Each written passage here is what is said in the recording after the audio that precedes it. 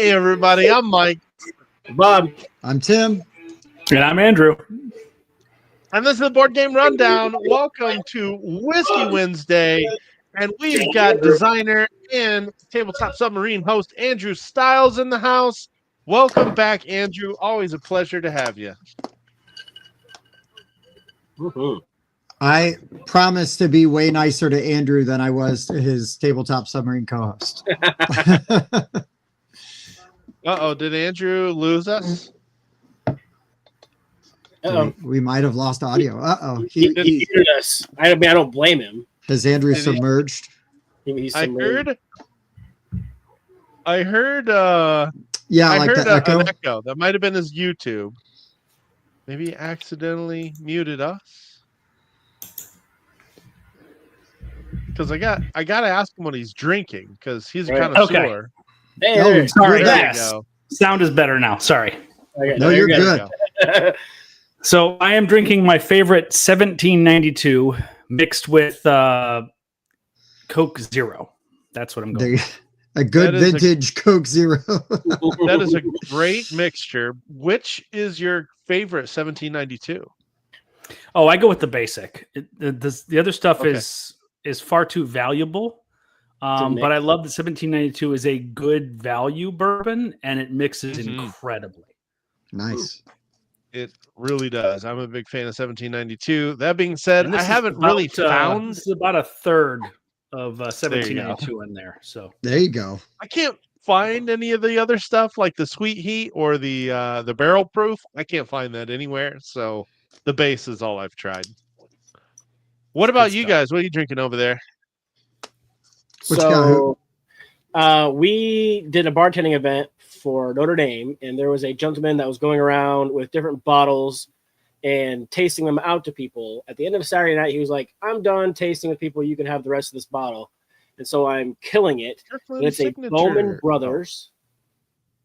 Oh, the Bowman. Nice. Yeah, and it's really good. Now, I did like the one he shared with us Friday a little bit better, but that one got all drank up. But he had about 2 glasses left of this one, and I've got the last of it now in a glass. And then when that's done, I'll switch back to 4 Roses. That was really good stuff, Bob. If you didn't claim that, I was totally going to. Yeah. Oh, it's funny because he handed it to me. He's like, you can have the rest of this. I was like, cool, thanks. I stuck it like back in my bag. And like 5 minutes later, a guy comes up. He's like, hey, this guy said, I think he had a bottle we were tasting. Do you have any of that left? I was like, it's all gone, man. It's all gone. Sorry. Sorry about your luck. That was future Bob referencing behind, right? That's right. It's all gone now, right? Yeah. That's right. I hopped in that time machine. And I told myself, this is the way. So I do have a lot of crazy things to choose from, right? I got Howler Head, which isn't too bad. I do have just some good old Wild Turkey, but I couldn't do that because Andrew's on. I got to be classy. I do have a nice big old bottle of Bullet Rye from Costco, which I do enjoy. I also have some chocolate whiskey from Indiana whiskey, but I forwent all of those. Yeah. We in the time machine already? For some Guinness in a bottle. Oh, okay. Sure. Now, Andrew. Yeah. Well, because like the same bartending event, I got a bunch of Guinness that I got to take home from that. What's the proper way to imbibe a Guinness from the bottle? Like, you pour? What's the, I got these nice Guinness glasses. I know the answer. I want to know if you know the answer. What's the proper way to pour? Yeah, Guinness from a bottle.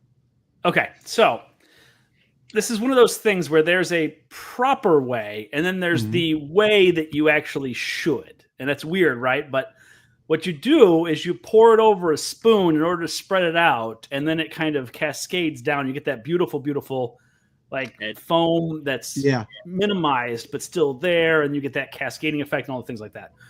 But for those people who are really beer drinkers, if you don't get some of that gas out, you're going to be belching all night long. So you actually should pour it from the highest possible space in a slow way in order to get the gas out of it as much as possible. But it's not pretty that way. So there's 2 different ways to go about that. And then there's the third way. Out of the bottle. From the bottle specifically. It's a trick question. Okay. It is meant to be drank from the bottle. chill. Okay, sure. It says it on the side of the bottle. Please drink chilled from the bottle. Don't pour it in a glass. Don't waste time. Just leave it there. Okay. you let it breathe. You let it aerate a little, and then you get in there. I was just burning them in a glass. You were asking me to do this. Well, yeah, but they didn't care. They weren't paying attention. No, I actually was like, I'm gonna drink a Guinness tonight, at least one, maybe more. And I was like, I'm gonna look up the right way to pour it so I can impress Andrew. And I looked up how to pour a Guinness from a bottle, and there was a guy from Ireland, and he's like, you don't, you drink it from the bottle. I was like, okay, Slanche, we got it. They know more about it than I do. There you go. Yeah, sure. There was a guy that was insisting when we poured his cans, you guys said smack it down the table really hard, pop the can, and then count to 4, and then you tip it over upside down and pour it out. Yeah, I mean, that's kind of a thing. You know, you pop the can, you gotta let it go for. You gotta let it air because it's got that capsule in there, right? The nitrous capsule. Yeah, a little nitrous widget. And so there's a widget in the bottle, but it works different. So it's designed differently. So to get the proper flavor and body and everything, you're supposed to drink it from the bottle versus poured. Interesting. I don't know. I'm just a dumb Pilsner drinker. What do I know? Hey, I'll talk about what I brought today. But does Andrew drink his whiskey on the rocks? When it's not mixed, because I always mix it, so you always gotta have ice in there. Absolutely, always mix it. Okay. I mostly just don't like it warm. So Same. I do put it on ice, and yeah, that lowers the proof. But I usually drink it before my ice cube totally melts. I got 2 bottles, so I got the same one as last week. This is for those Knicks fans who might be envious of the Pacers going to the NBA Finals. Nice. oh boy. So I Here am we go. finishing my Angels envy, much like the Pacers finished the Knicks last week. So we're One for this for weeks now. Like, is this? Well, until OKC sweeps them in 4 games, and then we'll be done with it. Wait, who they playing? No, it's right over here. Oklahoma It's City. Pacers. Oklahoma Pacers City. in 6. Once I'm done with that, I'll be moving on to the Evan Williams single barrel, which used to be allocated and really hard to find. So I bought a bottle in Louisville, and then ever since I did that, it's all over the place. So It's like when you buy a car That's with how a that unique works. color, Yeah. and then you just see that color or that make, a vehicle everywhere. I bought not this. Too much off topic, but when did Oklahoma City get a freaking basketball team? About 20 years ago, A while when the ago. Sonics, when the Seattle Supersonics moved to Oklahoma City and they became the Thunder. Last I knew, they were the Seattle Supersonics. Stole it from Yeah. Seattle. Shows you how much basketball I watch, though. So do you still think that Detlef Schrempf is in the league? Okay, just check it. Yeah. Michael It's Jordan one of just two- retired. One of last 2 year. Supersonics I can name. Oh, There you go. was it like Sean Kemp. He's from Yeah, Elkhart, that's what I knew. Indiana. Oh. Yeah. That's the other one, right? Yeah. Well, I was going to say, because Gary Payton was on the Sonics for a minute. I thought Wasn't he? Peyton played Yeah, football. it was. Wrong Payton there, Bob. Indeed, he was. Sean Kemp's mom's house is like 3 miles from my parents' house. Okay, we should Are all probably his say kids hi to there? some Say hi to some people regulars here. instead yeah, of let's add only people. talking about whether there's ice. Hello to the other Steph side of on the the other world. side of the world. Yep, Yeah. drinking the coffee. Hey, Wayne. Sounds good. Carlos. Carlos has some Rossi's great here. questions later. Andrew's here. Both Jazz- Rossies are here. Hello, Apparently it's in Tejas. Texas. I personally got to say I've tried the Indiana chocolate whiskey. Wasn't a fan.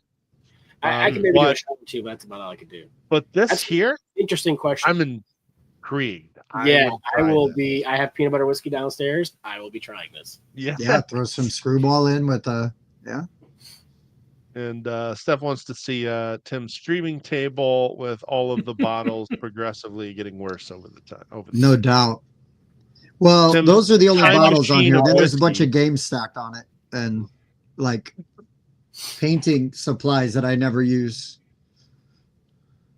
Wayne's still giving me crap because, of course, I'm gonna rep the Pacers. Always have. This is not a new thing. I was a Pacers fan back in the '90s when everybody says, "What do you mean you're not a Bulls fan?" I'm like, Indiana first. That's just the way I was raised. Wow, it's racist. And I know the NBA is not as good as it used to be, but Absolutely I will say true. if you Yeah, that's true. are tired of hero ball and one guy dribbling out the shot clock and taking all the shots, watch the Pacers. They're the complete opposite. They are a refreshing brand of basketball. I'll drop it. Okay. The other Andrew's in the house, Andrew. and with that, we'll get back to the Andrew that's on our show because Wine Cellar's now fulfilled and in people's hands. Congratulations! Oh my man. gosh. Got my The copy. amount of people that have been sending me pictures of them playing the game has been incredibly heartwarming. I think I've gotten 30 or 40 people who have reached out and said, "Hey, I got my game. Here it is. We're playing it." And that's so wonderful. Let me tell you, it's amazing. So, okay, I take it back. I might do one mean thing, but not near as mean as I've done to any of your co-host. Not near as mean as I've been to him.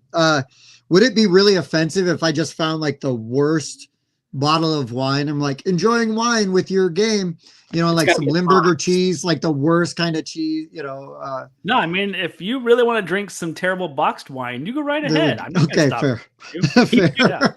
He bought us shots of Malort. I don't think he cares if you drink shitty wine or not. Well, that's true. That's true. True. Man, I feel like I owl. was doing shots of Malort last night. Ugh.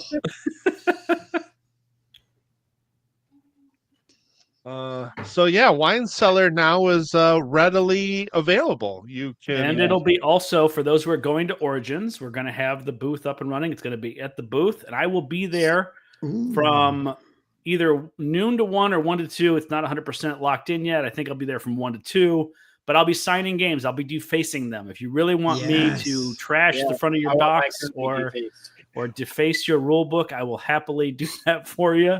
Yes. Just stop by and say hi.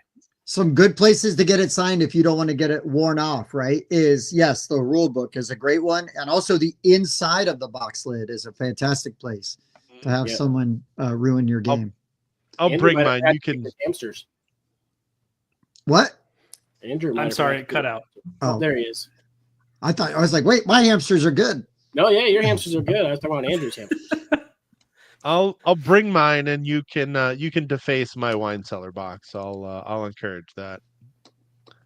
Yeah. Also, the backers got a special promo pack of little client cards. So if you want me to sign my client card, I can also do that. Nice.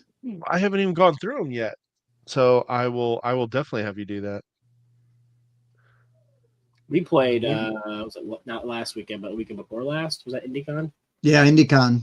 Yeah, Wine Cellar got busted out. Mm-hmm. We had it on the table. It's getting played. Watch out! It's the Canadian assassin. Uh-oh. Nice. And yeah, speaking of Origins, if you really want to do Andrew a favor, you go to the Origins preview. Oh yeah. Which yes, is please. This here. And then you don't have to go very far if they're sorted by publisher. 25th Century's right at the top. And then what you do is you hit this thumb until it turns green. Yeah. Yeah. 25th Century has a lot of games on there. So you got to scroll down a little bit to get there. But you know what? Just click all the 25th Century games, but then leave a comment on Wine Cellar. Mm-hmm. There you go. And then also the Gen Con preview is also up. So please do that there as well. The other thing you could do is you could scroll on down to Third World Studios and you could like Andrew's next game, Digging for Dinos. What? Which we played live on the air on Monday with the full 42. You can go back and watch that on YouTube if you want to check it out. We played it live there for a 3-player version of that. So that's pretty cool. So I think what Andrew did was he designed a bunch of really good games, held them all back from everyone, and then now is just in a flurry of signings taking over the hobby. And that's fine. This is how this works. It's like all these games were designed like 3 years ago, and they're just now coming to light. So, it's one of those things. Also, there's a Kickstarter that's going to be happening in the next month or two. It's going to be by John Barron Games with my newest game, which is co-designed with Stephen Ungaro, 3 Tricky Pigs. Ooh. This is a trick-taking game based on the Three Little Pigs, which I believe I forced you guys to play. I was gonna say, I think I remember this from Origin Forced or you to play Gen it at Con Gen Con last year. So yes, yeah, absolutely. Oh, that's exciting. And so now it's got actual art, and I got a pre-production copy on this one. It's pretty cool. I mean, I love these little sleeping pigs here, and then you got, the wood house, and you got the wolf. Not as good as this, Mike. Way to go, Mike. I'm gonna stop. I got you. So yeah, it's really nice to have actually things out in the world that have been in development for a long time. Yeah. I was getting the BGG page queued up here. There you go. While you were working in the background, I was trying to at least full screen him, but I'm not sure which one that is. Yeah, so the cool part about this game is it's a trick-taking game, right? Which people know, spades and hearts and stuff like that. But in this one, the 4 suits are the 3 pigs and a wolf. But they're different hierarchies. So like the wheat or the straw and the wood is low, but the bricks are high and the wolf is in between. And you play a card and you follow cards like you normally do. But if a wolf shows up, if you throw off with a wolf, then the highest number wins. And if there's no wolf, you want to be the laziest pig, so the lowest number wins. So it's that little thing that can tweak right in the middle of the round or right in the middle of the hand about what's going to win, what's not going to win. And there's some really cool tactical things that go on with that. Hey, Mike, can you make Andrew's screen big again? I want to see some of those cards. Is it that Looney Tunes style? Yeah, it's the Cuphead style. Yeah. Yes. Cuphead, yeah. Well, so the box cover though does give you sort of that Looney Tunes vibe. So that's high brick card. He's bricked the house up, right? He's got that all set up. Yes. And then I got him building it at a little bit lower card, right? Mm-hmm. Okay. And then you got the wolf. Yeah. And there's a big wolf and a little wolf, which is even cooler. So like there's the super big wolf. The 31 is huge, right? Beefcake wolf. And then you got the little baby wolf at a 0. Nice. I think it's so much fun. That's awesome. And then you got, the guy with the sticks. And my favorite are the low cards because he's sleeping. There you go. Cold with little fishing stick right there, right? Hey, you built that house of straw. You want to get out fishing. Made of straw there. And he's out cold on a little bale of hay there. It's pretty cool. Yeah. That's good stuff, man. A lot of fun. It's my spirit. Well, congratulations. I'm excited to see it. Thanks so much. My co-design, Steven Angaro, did all the heavy lifting on this one, did a really great job with this. So he deserves a lot of credit, and we're both very excited to have this thing going to Kickstarter in the next month or 2. Oh, that'll be awesome. We will be waiting with bated breath, and we will plug the hell out of it when it comes out. So appreciate you guys. Yeah. Yeah, man. So if that wasn't enough news, I have one other thing to say also. Yes. Ooh. All right. So you guys know that I'm on the Tabletop Submarine, right? And I appreciate you telling everybody about that all the time. I have agreed to be a co-host on another podcast. Oh. Uh-oh. This is going to be the Dice Camera Action Podcast, which is already running. But what they do is they pair board games and movies together and talk about both. I've already been on the show twice. Damn, this is a podcast I need to listen to and watch. Nice. Sweet. That is right up my alley. Yeah, oh my gosh. Salivating. So I got invited yesterday to be a co-host going forward, one of the several that we're going to have, a bunch of them. So it's going to be like rotating people in and stuff like that. But I already jumped on the little thing and was like, okay, we could do this and this and this and this. And he's like, slow down, man. So you're like, hold on. Yeah. Well, that's what happens when they ask a smart guy with a lot of ideas to come on, right? That's very cool. Okay, I'm gonna be looking these up now. Because the last one I was on, we did Galactic Cruise paired with The Fifth Element. Sweet. That would definitely make Galactic Cruise better. Sorry. There's no multi-passes in the Galactic Cruise, right? That's true. Yeah. That's true. Yeah, a little Mia Jovovich, goes a long way. Yeah. Have her and everything. Anything I can get her in, I'll take her. Calm down, Bob. chainmail, and stretchy clothes.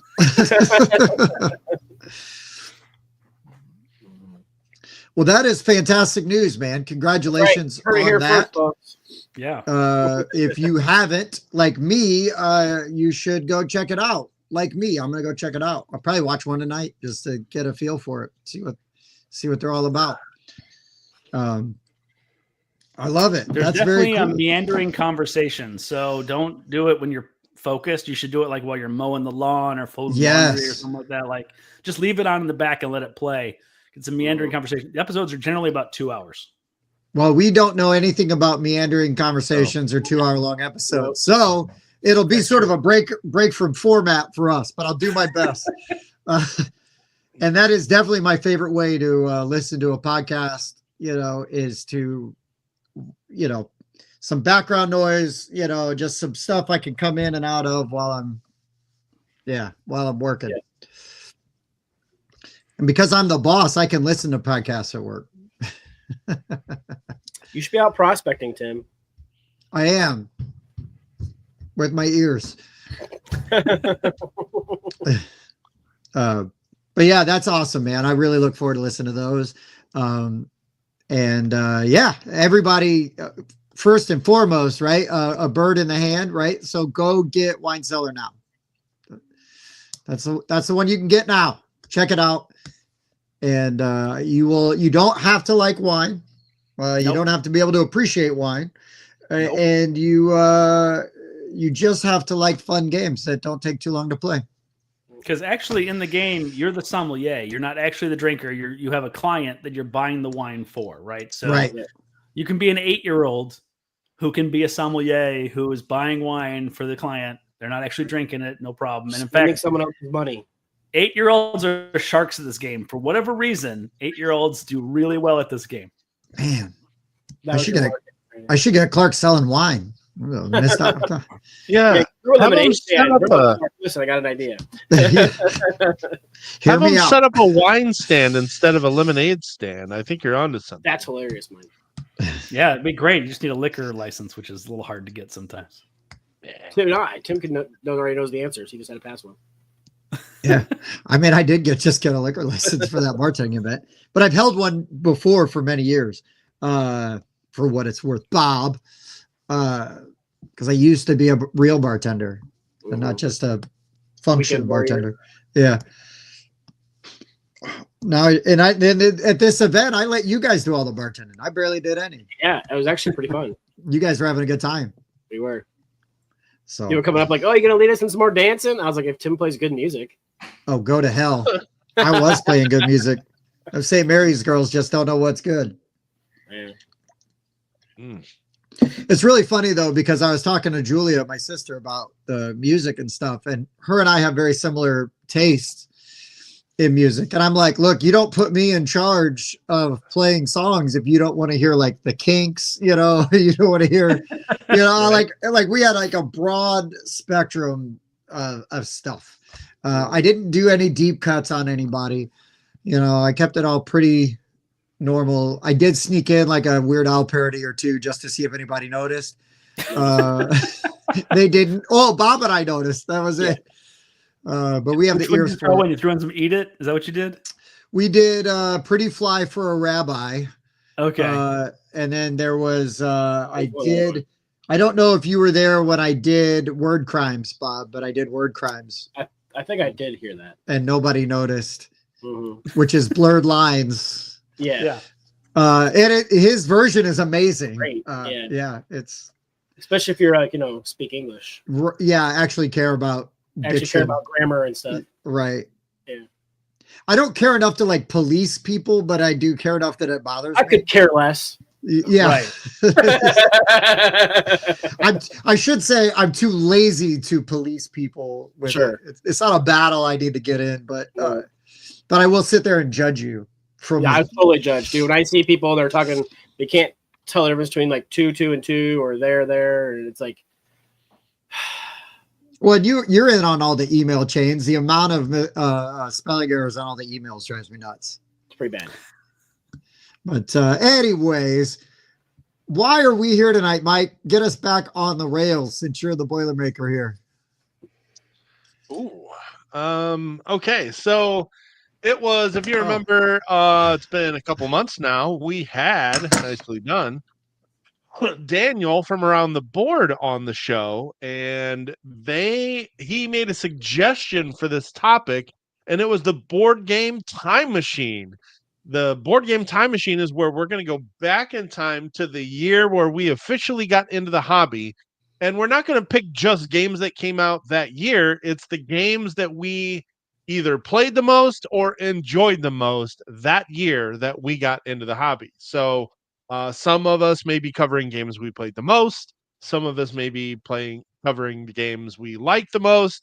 But we might all have completely different years as well, which could really make it interesting. So I just thought before we jump into it, of course, we should kind of give an outlier or an outline of the way we approach this and what our year is. So initially, I thought it was all supposed to be like games from the year that we kind of really started. And my issue is, unlike Mike, I don't have a decade plus of statistics to reference. So the only really big reference point I have is I know what one of the very first games in the hobby I played was, and who introduced me to it, and then what year they came out, and that timing kind of lined up with like when some other games came out. So it was either right towards the end of, it was about JuliaCon that Tim took me down to, and it was towards the end of 2010. And so I basically just did 2011 because that was the year I really played, dove into it, because it was like November or October when I went to JuliaCon. And so I was going to just honorable mention the game that really sticks out to me. But after listening to Andrew's caveats earlier before the show, I kind of reworked the list a little bit. And I've got a couple of games that were 2010 that I played a ton in 2011. And then the games that came out in 2011 that I really play a lot still today. And yeah, so that's where I went. So just to be clear, your year is 2011. 2011, it was the year I really focused on, yes. Okay, so similar to Bob, but different. I went with the year that I got obsessed with board gaming, because I've always kind of dabbled, right? I've been adjacent, off and on. So there was like lots of like little starting points. I thought like, oh, I could pick this or I could pick that. But I went with the year where I went nuts with it. Also 2011. Because I got Bob into the hobby because Bob and I were hanging out playing role-playing games and magic cards together. And I started playing board games, and I'm like, Bob, you should try this. We play Axis and Allies together. Why don't we try some other games, right? And then, yes, drugged Bob into the hobby with me. And not drugged Bob, but he drugged me. Yeah, I drugged Bob. At that time, it was still drug Bob, but so yeah. But I went with the games that not necessarily that came out that year, but the games that year I was playing the most. Right. So it will be from before, 2011, but it was definitely games I was playing like that I was excited and passionate about when I got into the hobby.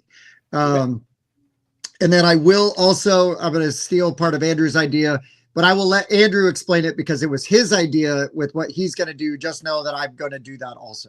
Andrew, I'll pass to you.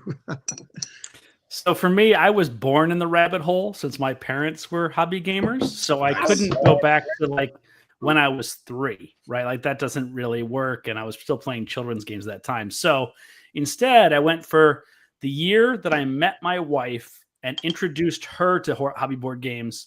And she enjoyed them, which then we went down the rabbit hole together, and I expanded my collection dramatically. And that was in 2012. So I met her middle of 2011, introduced her to my family and all those things a little bit later. And then once we got like kind of the go ahead, kind of the wait, this is really a kind of a cool thing for the two of us to do together, then I put my feet back in the way I used to. And yeah, I think it was like within 2 years we were going to Gen Con, that kind of like down the whole situation. So yeah. What's the point of board games if you can't share them with people you love, right? Yeah, absolutely. But if you don't have people who love it, it's much harder to like really truly enjoy it. Oh, it is. It is. Yep. Sorry, Tim, what year did you say yours was from? 2011. Same as Bob. Okay. Yep. Gotcha. But it's more games before that, but yes. Yeah, my list will be different, but it's the cap, the ceiling is the 2011. So my cap is 12, but then also on my list, I put on the games I was playing the most of the time. But now, as I'm going through that list of that time frame, I decided to put games that I should have been playing.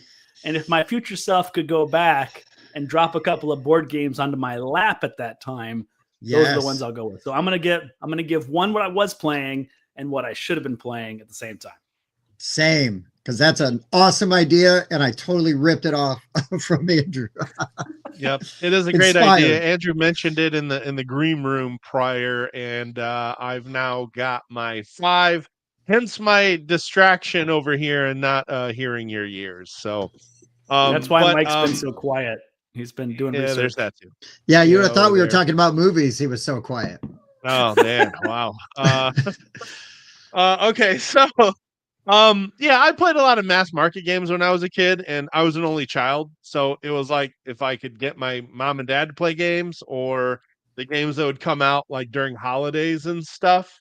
But like otherwise, I didn't grow up with like a bunch of friends that were playing board games. So for me, besides like the mass market games I played as a kid, all the euchre tournaments I played when I was in college, and some poker I played when I got into sales. Really, 2012 was the year I was introduced to modern games, but 2013 was the year I really embraced it, started buying games for my collection and teaching my friends and trying to recruit people to play games at my house and whatnot. So my year will be the same time frame for all of us. That's it's kind of wild. I love it. I love it. It's going to be really interesting to see how these unfold. I went with the games that I like the most. Now there are a few I played more, and I'll probably just mention those when we do our honorable mentions. Mm-hmm. But like some of those games that I was playing the most, like weren't my favorite. I was just like, I like this hobby and I want to see more games like this. So, there's a group that's inviting me over to play a game that isn't my favorite. Sure, I just want to be there. So. Right. Carlos, I feel like this will be addressed as we give the games out, because I'm sure that if there was a game we want to experience here for the first time, it's probably close to being on this list. Yeah, and that's a really good question, but I don't want to spoil the list. Yeah, exactly. Yeah. And Steph, I'll start on this one. It's any comments on the group you started to play modern board games with? So for me, it all started with when my uncle. So I have an uncle that's only 3 years older than me due to family remarrying and stuff like that. I have an uncle that's only 3 years older than me, so he became one of my best friends. And this is where Mike goes into a Ray Stevens song. Now go ahead. Yeah, it gets very strange from here on. But yeah, one day he's like, "Hey, I found some people that really got into modern board games, so I sold my Yu-Gi-Oh cards at a store and bought a bunch of games. You should come over and try them." Okay, and that's pretty much where I started. Now, my first group was his group, and it was like 2 hours away. So best I could do was go and play. I only have like 55 plays logged from 2013. So it's not very expensive. Not like nowadays where I'm logging like 300 to 400 a year. So right. Yeah, I'll go into why I got into and how when I start my year, because I think that will just lead into that better. Okay. But yeah, it's pretty interesting. It's kind of fun. Okay. So, well, go for it. In that event, then I guess we should get this baby started, and that means we always kick it off with Bob's number 5.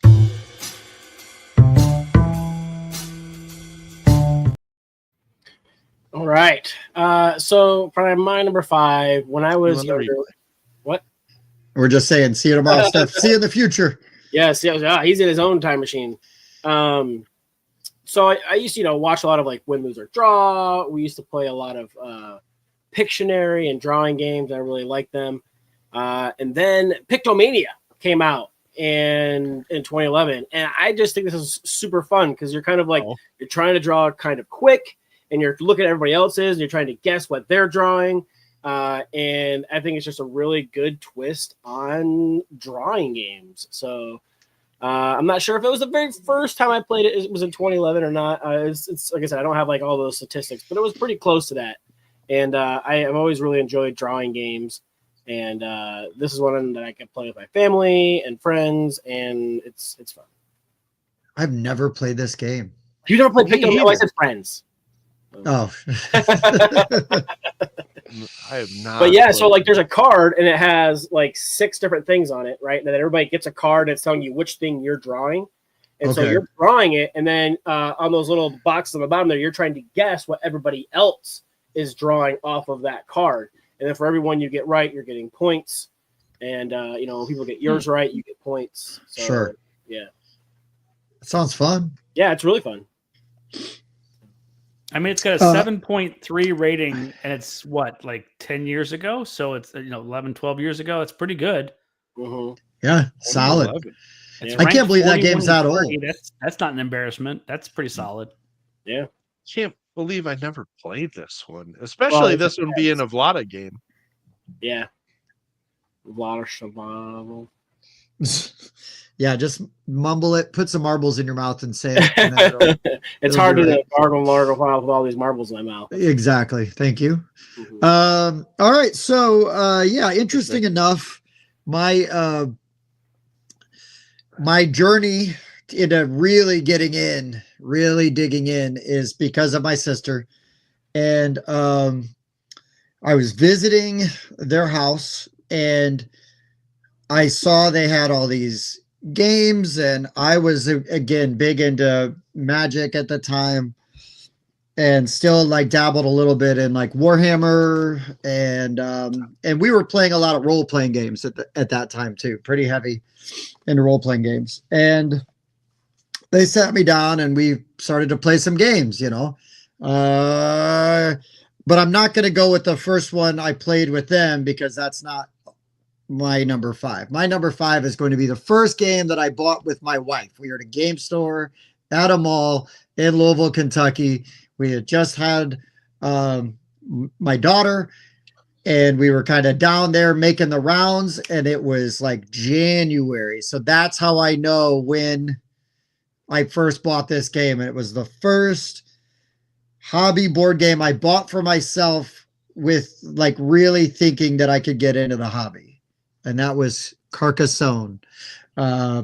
Picked up the big box with the river expansion. I still have it. I will always keep it. I haven't played it in probably 10 years. I don't care. It's the first game my wife and I bought together. So for that reason, I don't even know if I asked her if she would even remember, but it doesn't matter. We were playing it. Mallory's sitting in a playpen or sleeping in a playpen, and we're playing it on the floor of the hotel room, you know, while we had some downtime. Love it. And it's, you know, Carcassonne, you know, was really good then.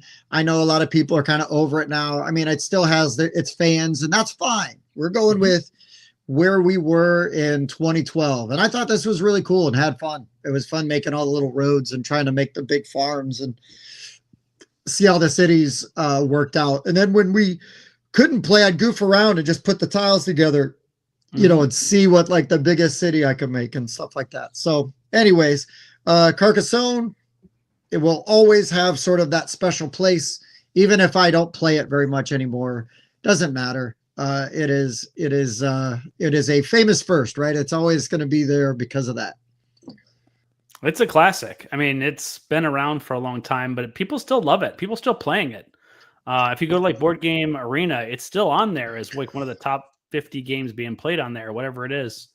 And my wife got for our first year anniversary, she bought me the big box of this one. So Oh, right on. Yeah, see? absolutely. That one also is staying in the collection forever. That was our first year anniversary of our marriage. She got me that one. Oh, right on. Very cool. And again, right? Like it's a great entry point.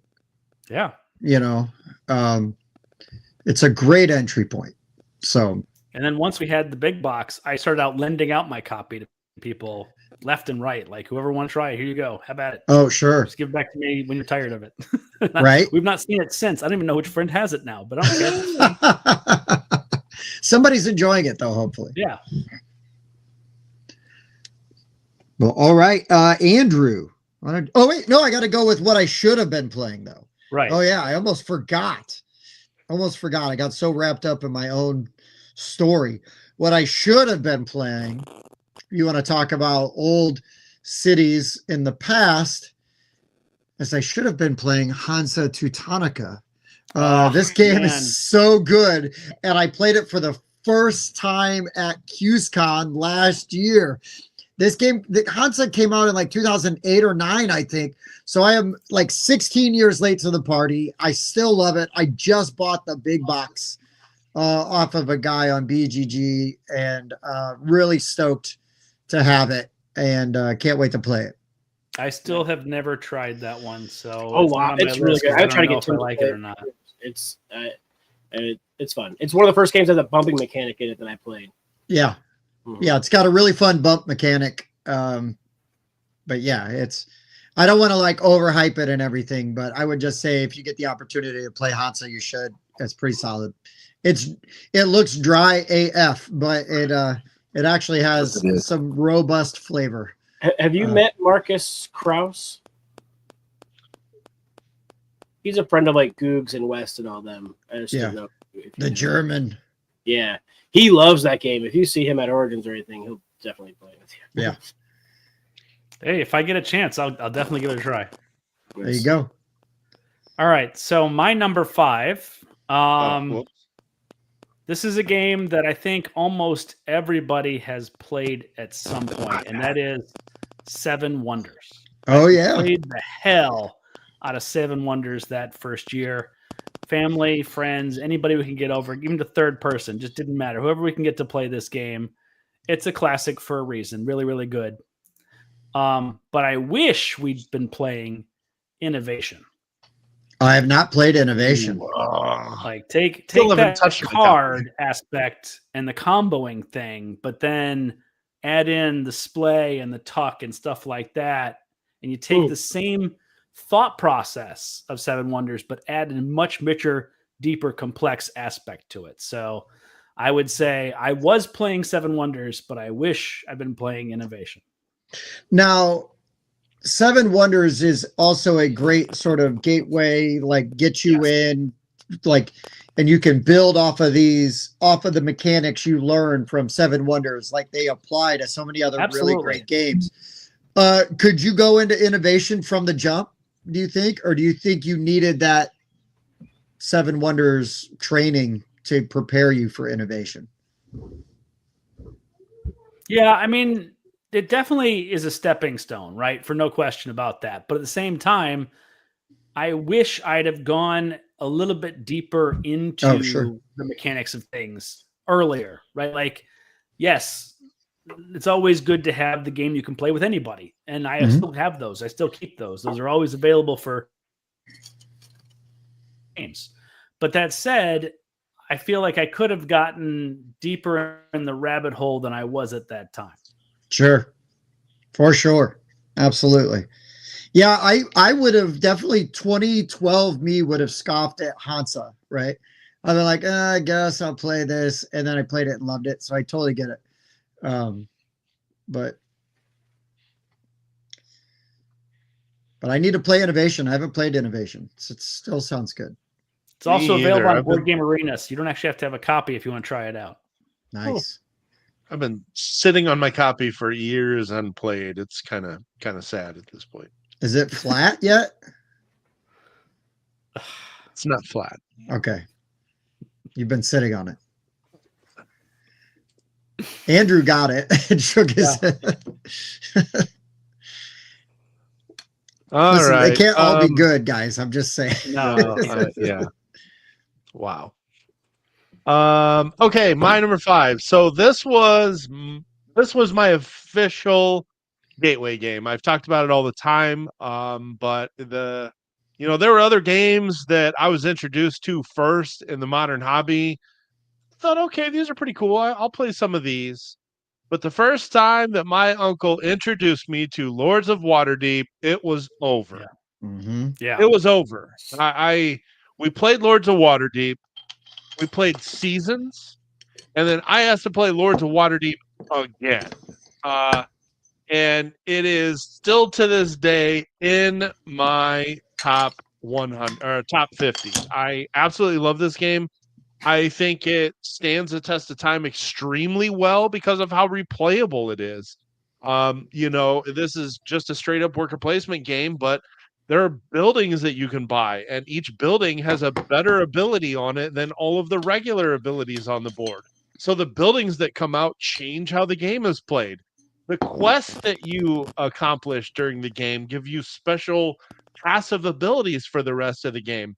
And the combination of quests that you get change the strategy that you're going to use for the rest of the game. So just the randomness of the draw in this game gives it so much replayability for me. It just really gives it a lot of legs. And here I am 12 years later. I still love this game. It's one of my most played games of all time.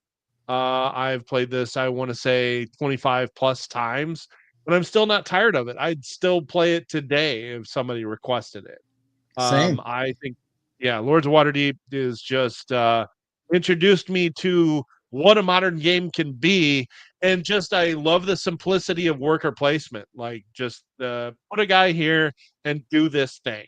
That is obviously a still very, very well used mechanic that's never going to go away. But what I also love about that mechanic is how easy it is to teach. Just go here and do this thing. Yep. That's one of the easiest games. Not this game. It's like worker placements are one of the easiest games to to teach. I believe this game also has an expansion. What do you think about that one, Mike? Love it.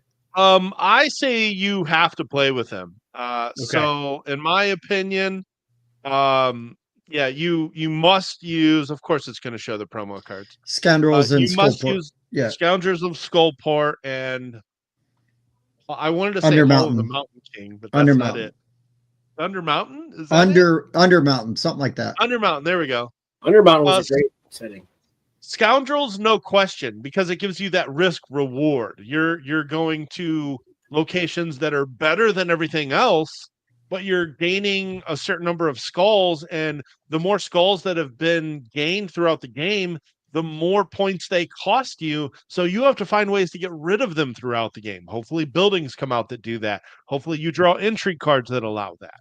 I also really love the what's the location? Of course, I'm drawing a blank. What's the location where you can put a guy there, draw an intrigue card, and then use your worker again at the end of the round? Yeah, that location is great. It's like the castle or the tower or something. Yeah. I love that mechanic. I still think that's a great mechanic to this day. Like draw a take that card, and wait to use your worker again at the end of the round with maybe the less picked over locations. I just love this game still. There's a similar mechanism in Evil High Priest. Mm-hmm. I also, Andrew, I will say though, even though Scoundrels of Skullport definitely, the Undermountain also has better locations as well. I don't like using the extra worker. I think it makes the game take too long. I don't want it to be 2.5, 3 hours. Keep it 1.5, 2 hours. I'm good. But when you use the extra worker, it can make it sometimes overstay its welcome, especially if you play with 5. Fair enough. But still love this game. And even though I did go through and I picked games that I wish I had learned, there's nothing that's going to replace Lords of Waterdeep as far as a gateway game for me. But I will say in 2013, I wish I had at least played Lost Cities. I love quick 2-player card games, and why not one of the greatest 2-player card games of all time? I didn't play this game for the first time till like 2020, and this game's been out for how long now? 25 years, 26 years. I wish I had known about this game a long time ago. I've got over 50 plays of it. I still love this game. It's just such an easy, like the mechanics are so simple, but the decisions are arduous. You've got to start by putting a lower number down, and then you have to put ascending numbers on top of it. But if you don't commit 6 cards to that area, you're going to end up possibly losing points. It is so good. Sometimes you're just playing cards hoping you're drawing more of that color, and then it doesn't happen. Oh man, it's a very, very smart mechanic from one of the greatest designers of all time. Very much so. And it shows in the current ranking and stuff like that, too. This made my honorable mention for later on, but there's no doubt it's a spectacular game. Mm-hmm. Yeah, I wish I would have known about it a long time ago. All right, good start, guys. Let's move on to number 4.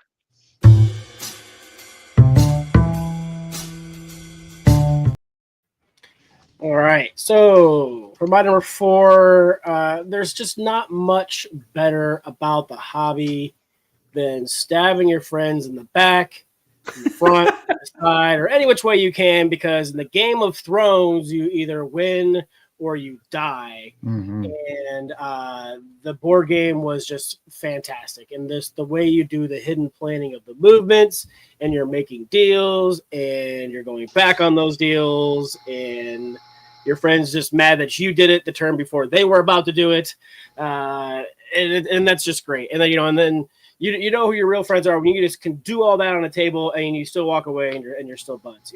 Like you don't hold those grudges because it's just a game. We're all having fun. We're playing the Game of Thrones. But yeah, we played the crap out of this one quite a bit, and I haven't played it in a long time, and that makes me sad. That's fair. That's fair. Bob, I believe you even, played my first edition of this. Yes. A lot back then. Yep. For no particular reason that I know that. But yeah, man, that is a fantastic game. Really captures the IP really well. It does. All right. So I'm going to go with my number 4. This was the first game my wife bought me, and we would play it together. And I still like this game. It's not the most popular game anymore because it's been around a while, right? And there's other versions of it that are better. But Settlers of Catan was a very early game for us, and it was really straightforward, right? Easy to teach, easy to learn, easy to get to the table. And my wife enjoyed playing it, and it's like, look, if she's going to play a game, I'm going to play it anytime she wants. So yeah, I mean, Settlers, again, you can give it grief. I have a 3D version of it that I think is really cool. I need to play it. I actually haven't played it. I've set it up and looked at it, but I haven't played the 3D version. But yeah, I still got my old Settlers of Catan box, through the 5th player expansion in there. But yeah, I still enjoy it. I play it on my iPad every once in a while, just because it's fast, when you're playing just with just computer people. But yeah, Settlers, right? You're building roads, you're building cities, you're trying to get resources. There's a lot of dice rolling, so there's luck there. But you buy those cards, which then can give you improvements or hidden victory points or different things like that. We even, for my brother-in-law who notoriously takes long turns, there's the big joke about the longest turn card. Well, before we did that, we went to a store and we bought a big sand timer and then bedazzled it, and we named it the Doobie Timer because his name is Sean Doobie. And so we were like, here's the Doobie Timer for any time we play games. And it started because Catan, he would just take so long. It's like, dude, just you rolled the dice. You can do 2 things. Come on, man, figure it out. Yeah. So anyways, but yes, Settlers is a classic. Love it. Now the game I wish I knew about though, then that I think is really cool. And I now have the original version, which was out at the time, and I haven't played that version yet, but I have the reprinted, rethemed edition of Hollywood Blockbuster, which is now Nightmare Productions, where you make horror movies. But the old Hollywood blockbuster, you're making movies, right? And so you've got like your script, your location, your actor, your director, you know, like all those things, and you're trying to have the best picture. You're trying to win the awards. Really, really cool, fun game. The theme's right up my alley. I thought when I finally played Nightmare Productions, I was really excited because when Trick or Treat reprinted it, it was a horror theme, and I'm like, well, yeah, let's go. But then B, like the Hollywood blockbuster was so hard to find at that time and like expensive to buy, and I was like, I'll wait, I'll find a copy. And then the reprint came along, and then of course, then the original version fell in my lap, you know, and I was like, oh, okay, cool. A friend just gave it to me. I was like, well, that's awesome. But yes, so, you know, just really cool theme and idea. And this one, I know 2012 me would have been all in because of the movie theme. For sure. And it's, again, really easy, really accessible, you know, and I think a lot of people can have a lot of fun with it. So Hollywood blockbuster. The only issue I remember having with that game is it does not play well 2-player. You really got to have you need more than 2 for sure. For sure. True of most auction games, except Wine Cellar, of course. That one works very well at 2. It does. I appreciate that. Okay, so my number 4 is actually one of my wife's favorite games of all time. And that is a little game that started a whole thing called deck building, or at least for the majority of us, Dominion. Yep. We played the hell out of Dominion. I think I got bored with it after like 150 plays, and we had, I think, 4 or 5 expansions at the time, and you know, they're still putting out more, even though they say they're not going to, because they can't stop the cash cow from flowing. So yeah, Dominion we played a ton of, and it's very cool that it really started a trend that gave us things like Dune Imperium and Lost Ruins of Arnak and some better games, in my opinion. This one started that trend, which is really great.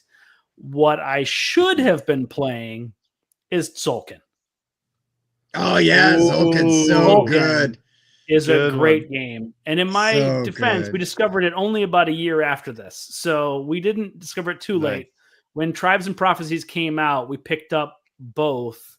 And we were lucky enough to just understand that we were going to like it, and we really loved it. And that's a game we still play today. That's a spectacular one. So if I go back, I tell myself, get that first copy at Tzolk'in if you can. That would have been really good. Yeah, Tzolk'in's cool. It is really cool. This is probably the only game I regret selling. When I had this, I had like one particular friend that I would game with the most, and he has the worst AP of any human I've ever met. He can make a 2-player game of Tzolk'in take 3 hours. Like on the dot. It was like we'd start at the beginning of a football game and finished at the end of the 4th quarter. It was like my the Lord. football game was a timer for this game. I was like, I don't want to play all 3-hour games. This is too long, but I wish I had it back. Great pick. That's a great game. I get my fix on BGA of this one now. It's got a great implementation. Oh yeah, you can definitely play it on there.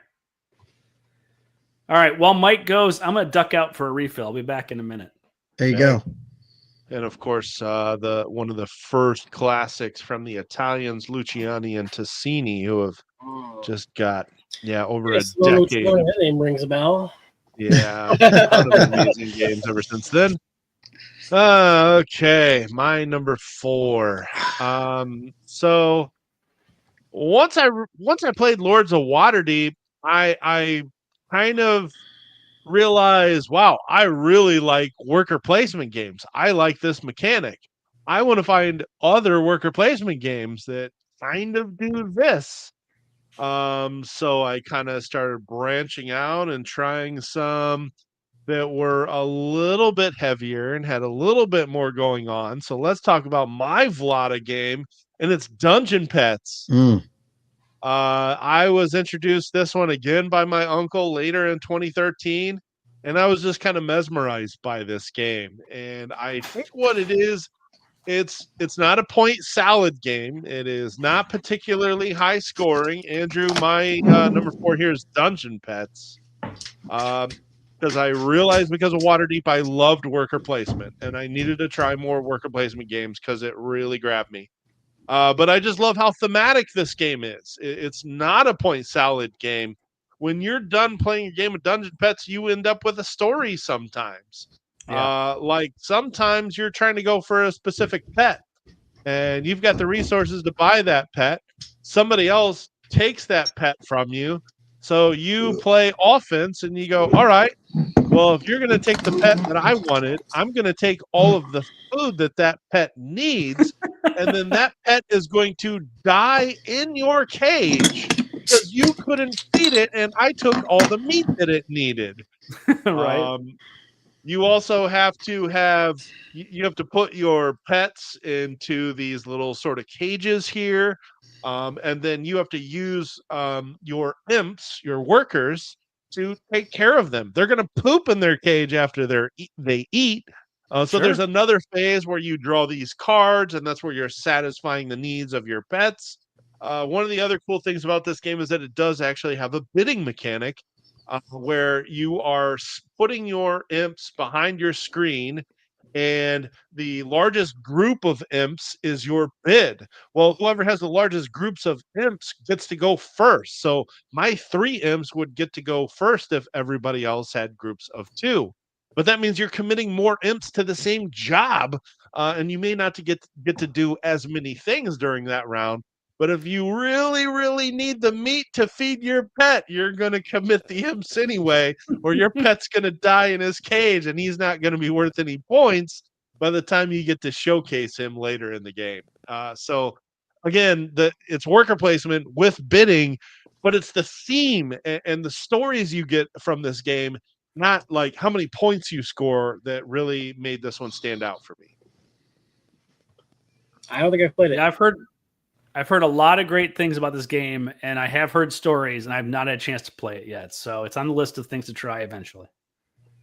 It took me a long time to track down a copy because I knew a bunch of people that had it, and I wasn't sure when I'd play it again. Then I think it was last year, I found one super cheap, and I said, "Screw it, it's got to go in the collection." This was definitely one of my gateway games. It is fantastic. I own it, have not played it, but I have played Dungeon Lords, and I did like that. That's the one that came before it, right? Yes, it was. So pets is like the pets that you're raising for the Dungeon Lords. Perfect. Lords is really good too, but I think Pets is an easier entryway. It's quicker, it's a little bit lighter, and it's much easier to teach. Sure.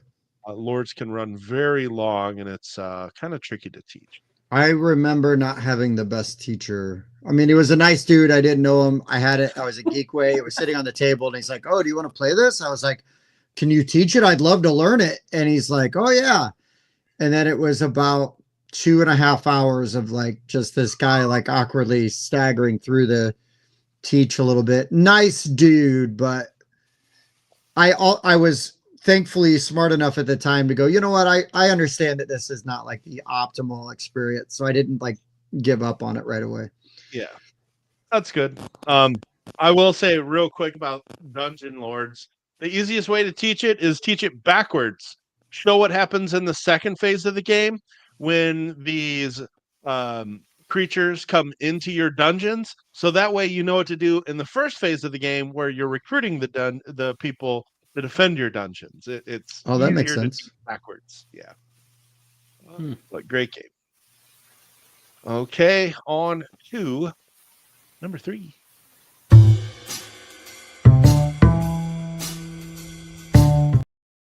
Oh, so my number 3 was technically my number 1 before I started fiddling with the list. You son of a... I know. list fiddler. Fiddling with your list? Because, yeah, well, because Andrew had some, good ideas and stuff. And so had to do what I had to do. But this, in my opinion, was probably my favorite game to come out of 2011. introduced me to a new mechanism that I hadn't really played before called Hidden Movement. Ooh. And the letters from Whitechapel still hit okay. the table today. Well, not today, but this year as one of my favorite hidden movement kinds of games. Like, I just think this game is great. Yes, it's very kind of dark and gruesome in what you're doing and representing, but I don't care. It's still very enjoyable. There's that cat and mouse of the moving the policemen, the black cubes, the black cylinders around, kind of bluffing where you might have actual colored cubes or colored people to deploy, or moving the white cylinders around. Some of them have red on them, some of them don't. Some of them are bluffs as well. Stalling for more turns, or using a bunch of the wagons or the carriages or the alleys when you're not even close to where anybody's at, but they think you are because you use it to get past them, and they're trying to, you're zigging, you think they're zagging. And man, I've just had so many great stories. So much like, I'm here, they move here, I move off them, they move here, and they just can't figure out where I'm at, and then I get into my hideout. Like, so many great moments with this game. It's fantastic. It is a great game. I'm not gonna poo-poo you, but I think we came to this later than 2012. We did, but if you recall, I said these are the games that came out in 2011. Oh yeah, you changed your thing around. Okay, nope, that's fine.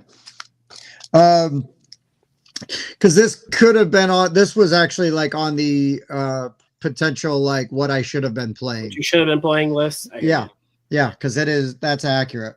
Yeah.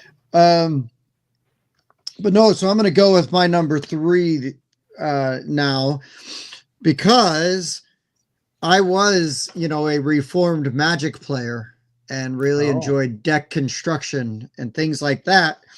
When I discovered deck building in Dominion, it blew my mind, because it's like I can have a different deck every time. I can build it on the fly.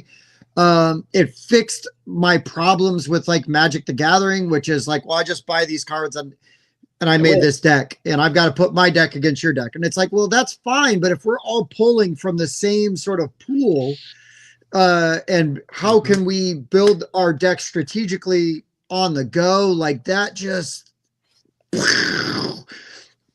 Granted, now there's so many other deck builders I would rather play than Dominion, but I have to give it its love. At the time, it blew my brains. Like, I just was like, this is amazing. Love the concept and the idea. And I have to respect it for that. But I will say, had I known about a different deck builder that had come out, I believe in 2012, maybe 2011, I would have loved it even more. And but this is one I play every day on the app, and that is Ascension. DC wasn't out yet. Nice try, Mike. Ascension came out in 2011. It was on my short list. So Ascension, I love Ascension. I have all of the expansions for it on the app. Yeah. I've yet to own a physical copy of this game, which I will one day get. But yeah, I love Ascension. It for the same reason I love Dominion, except Ascension does even just like a little bit more, and it's a little less restrictive, and yeah, really gets into what I enjoy with the deck building mechanic. I like that my biggest beef with Dominion, because there's some really cool, like with the cards that you can put out there, like, oh, this gives you extra actions because you only do a certain amount of things each turn, but the cards you want to buy that are worth points bog you down. And I guess that kind of makes it somewhat of a catch-up mechanic, right? So if you got all the card points, you're not doing as much as the people who don't have those cards, and they can kind of catch up to you. I get that, but like sometimes I like to optimize. I want my deck to be good, right? I'd rather be calling cards out that suck and just have good, powerful cards that are worth points and do something. So like, and this one here, you're just buying the points. You're earning those crystals by defeating monsters and stuff like that. Yeah. Ascension's great. Love it. I have to acknowledge that Dominion, though, Dominion I played. started a lot of it off. Yeah. Huh? It started a lot of it off. Like It did, and I played Dominion way before I played Ascension. Yeah, it sure did. But yeah, so Dominion and Ascension. What I was playing, Tim. what I wish I was playing. I've played the digital. I've never played the original Ascension in board game form. Oh, I played it a bunch in board game form, but it's always been other people's. Yeah, I feel like with Ascension, it is definitely an upgrade over Dominion for no question, but also at the same time, you don't need to play it in real. The app does just as good a job. And you can play it online with other people. Sloppiness, take some of that fiddliness out of it. It's better. It sure does. Sure does. That would be All Justin Gary. I've heard that before. It would be. Right he was a pro Magic player, so that was a nice lead-in from you there. Hey, it worked out. It worked out well, right? Just serendipity. All right, so my number 3 is probably my most played game of all time, period. Just nice. I have played this game more than any other game, and it's because there's a really great app. And I can play a game of this in less than 10 minutes if I'm waiting to deboard a plane or, standing in line somewhere. I can pull it up and just play it. And that is the classic Ticket to Ride. There you go. It does have a great app. Really, really plays well in the app. You can play it on Board Game Arena. I love all the different maps that you can play. My personal favorite is Pennsylvania. That's the one with the stocks. And the second best one is Rails and Sails, played 2-player. You can either play the Great Lakes on the back or the world on the front. Either way, that actually plays better 2-player than anything else. And that's the way to play that one. And that one is the one that has the ships and the trains. It's really cool that way. But if I could go back in time, I'd tell myself you should play Airlines Europe, which is also Alan Moon, where he put planes into involvement and basically did a really cool version of Ticket to Ride with airlines. And it's just a little more twist to it with more blocking and more setting things up. And I think it's just a better game. Hell yeah. That's awesome. But it's really hard to argue one of the best selling games of all time, right? Like, I mean, really and truly. Hey, Evan, what's up? Hey, Evan. Nice. I thought we all agreed not to talk to Airline Europe by any chance? Have you played it? I have not, but I totally would.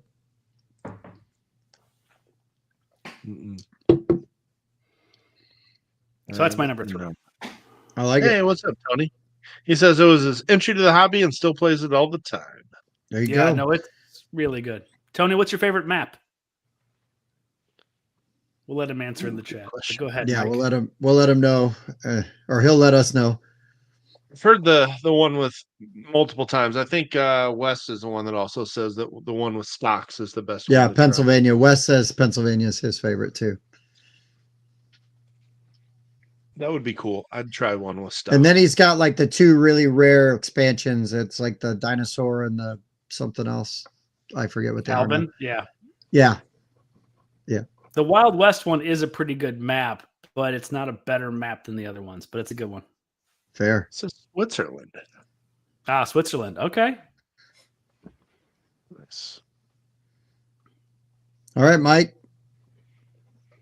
Okay, so I realized I didn't give my substitute for my number 4, so I guess just for fun, my regular number 4 was Dungeon Pet. So real quick, I wish I would have known about Reiner Knizia's Modern Art. I love auction games, and I didn't play that game until like 2022. So 10 years later, I finally played Modern Art. I played when I was a kid. I played Masterpiece.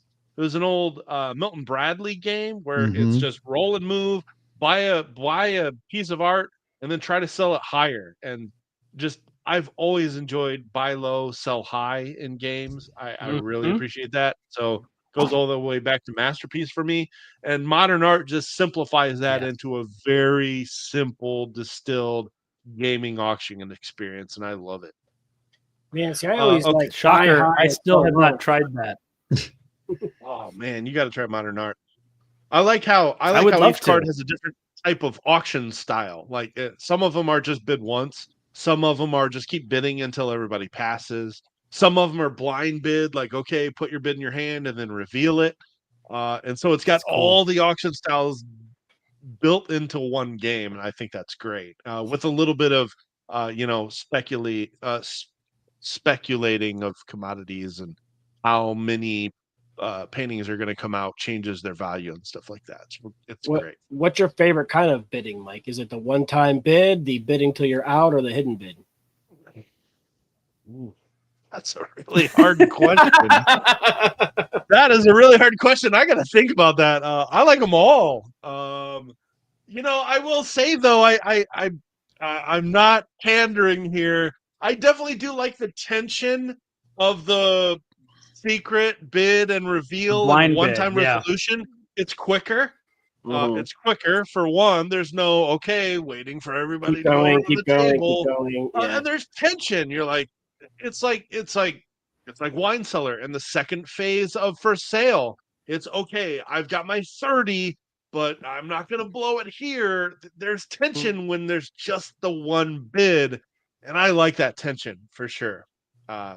Good question. Well, I also like that tension since the first game I ever designed has that. So yeah, I definitely love that. I love that mechanic. That's why I love the game. And Evan called out another great auction game. Raw is one of the all-time classics. Yeah. Yep. I love you some. Yeah, that is true. So speaking of Googs, real quick, they've got that Canvas Critters thing going on, that contest. And you can go over to their website, and there's a link to it where you can actually put your own Canvas Critter mosaic together and submit for a prize, which I've already done. I already submitted mine. Oh, nice. Nice. I'm sure most people here know, but in case you don't, Katya, friend of the show, does her taxes on Wednesdays. Of course. Yeah, she's not doing a calendar for next year.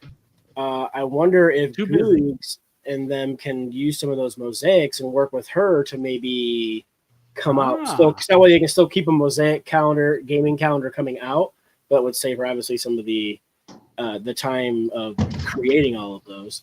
But yeah, just throwing that out there. Bob's always just pressuring people, pressuring. Yeah. Well, I took my calendar to work and I hung it up on the wall instead of like the generic just scenery one they had there. And everybody's like, "Whoa, that is super cool!" And I'm like, "Yeah." I go, "Look close at all those pieces. Those are all pieces from different game boards, and their minds are blown." And then they go, "Nerd!" Yeah, and they storm out. I got one of the shirts that I proudly rep sometimes. I got the skull shirt. So nice. Okay. Yeah. All right. My number 3. So I realized I liked Euros. This is back when that phrase had some meaning. Because it doesn't mean anything anymore, but 12 years ago it did. And I wanted to try something different. I knew I liked worker placement. And then somebody showed me this amazing cooperative game called Archipelago. This game just was way ahead of its time. I think if this came out now, this would just be an absolute hit. I just think it's only a matter of time before this gets like a reprint and a deluxe version, because I think this game is absolutely amazing. So essentially, you are expanding into an archipelago, and you're going to do that by exploring and moving boats and moving workers around. And then you're actually going to have a worker placement phase over here where you can generate more workers and you can tax and get money. But resources are collected on a scale here. So you've got a little bit of market manipulation. The more of that resource that's in the game, the less it's worth. The less of it that's in the game, the more it's worth. And then on top of that, you've got a phase where you're bidding to buy special ability cards. And the whole time you're doing all of this, it's semi-cooperative. There might be one person that is trying to tank the game the whole time because as you're playing this game, you've got a where is it? I don't actually see it here. There's It's a the uprising. scale. Yeah. If you tax too much, there it is. You upset the population and the rebellion marker goes up. If the rebellion marker goes past the white marker here, the game ends. So you can't tax too much. The people get upset from that. But there's one secret role, and there's one person that wins if the rebellion marker goes past the white marker. And so this is a semi-cooperative worker placement game with market manipulation and bidding and exploring, and it was way ahead of its time, but it blew me away, and I've been dying to play it for so long. So this is actually has one Mike's... of the prettier maps that you can build. Yeah, it's a really pretty map too. Like it looks gorgeous in the detail and stuff like that. Unfortunately for me and my group, the first play of it went very badly. Oh no. And we found some brokenness, and I'm really glad you did not, Mike. So I'm glad you still enjoy that game because it's one of those things where sometimes we can be a little too insightful as designers, and we can see things that most people don't. And if you can exploit it, then you can break it. And once you break it, it stops being a fun game. So for me, this was a miss, but only because we saw the cracks. Oh wow. Okay. Interesting. I didn't play it a whole lot. I still haven't even added it to my collection, to be fair. But I was just blown away by how much was in this design, and I just I enjoyed the bluffing element, especially if you can be really mean in this game. I mean, you can. Yeah, it's mean. Yeah, you can bluff. There's special powers that allow you to be a pirate and steal resources from people, and those. I was going to throw special Mike ability under the cards. bus and be like, it's got his favorite mechanic, colonization. It just It definitely does have colonization in it. I like how you're like expanding. Well, it is exploring, but you're right. One of my favorite things is literally just putting the map tiles out and seeing how things sort of grow as you play. In fact, we talked about after we finished playing, we're like, should we just build a really cool map and then put it on the wall? Because like, I don't think we're gonna play this game anymore, but it's so pretty to look at. You could like literally just put that map on a wall. It's really beautiful. Yeah, that is cool.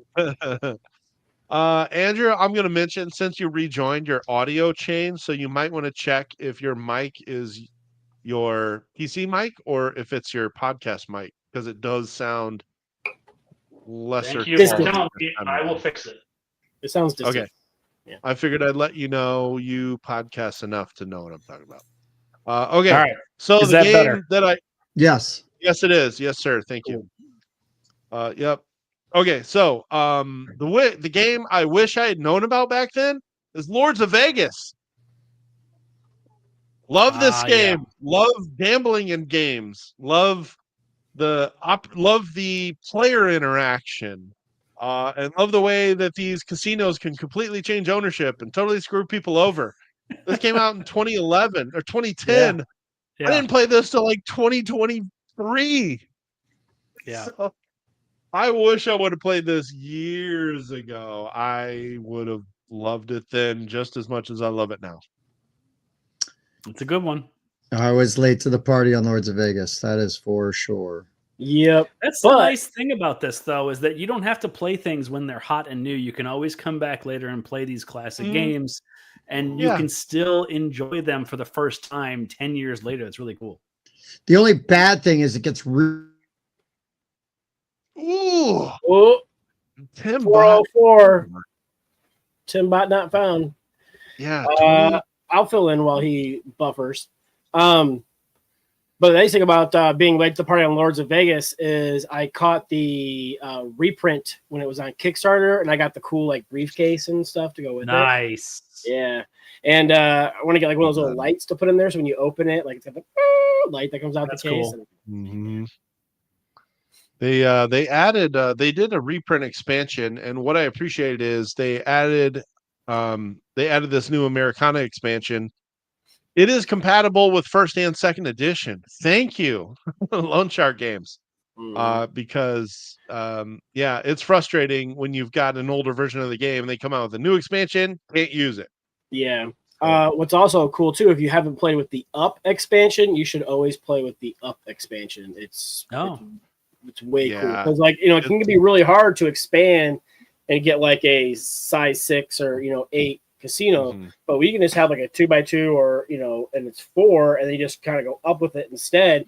It makes it a lot easier to. I've actually seen somebody hit the game over, without the game, being completely over yet. Like usually it would like stall out when people would get up around that top corner of the board because you have to have like casinos that are so big, and it can be really hard to get that. So it's easy to get a 2x2 casino, and then all you're doing is just getting money and getting that sucker taller and taller, and then you're able to get past those choke points toward the end of the score track. Good call. The Up expansion is what I would consider a mandatory expansion. Do not play without it. Yep. Same with the what's the other one? Under bosses or something? Underworld. There we go. Underworld. Yeah. Play with both. It's pretty good. Yeah, but you could play without the Underworld, but I would definitely not play without the Up. Yeah, Up is mandatory for sure. Thank you. Yep. It's my turn. Evan's dropping jokes on you over there. He says you obviously owe people money and some of this stuff. No, that was Mike's to believe. Those yes, he was clearly owes somebody money. Yeah. His Miracle Max. Right. That was Evan's Miracle Max right there. So there you go. That was my number 3. Should have been playing. Now we are on to number 2.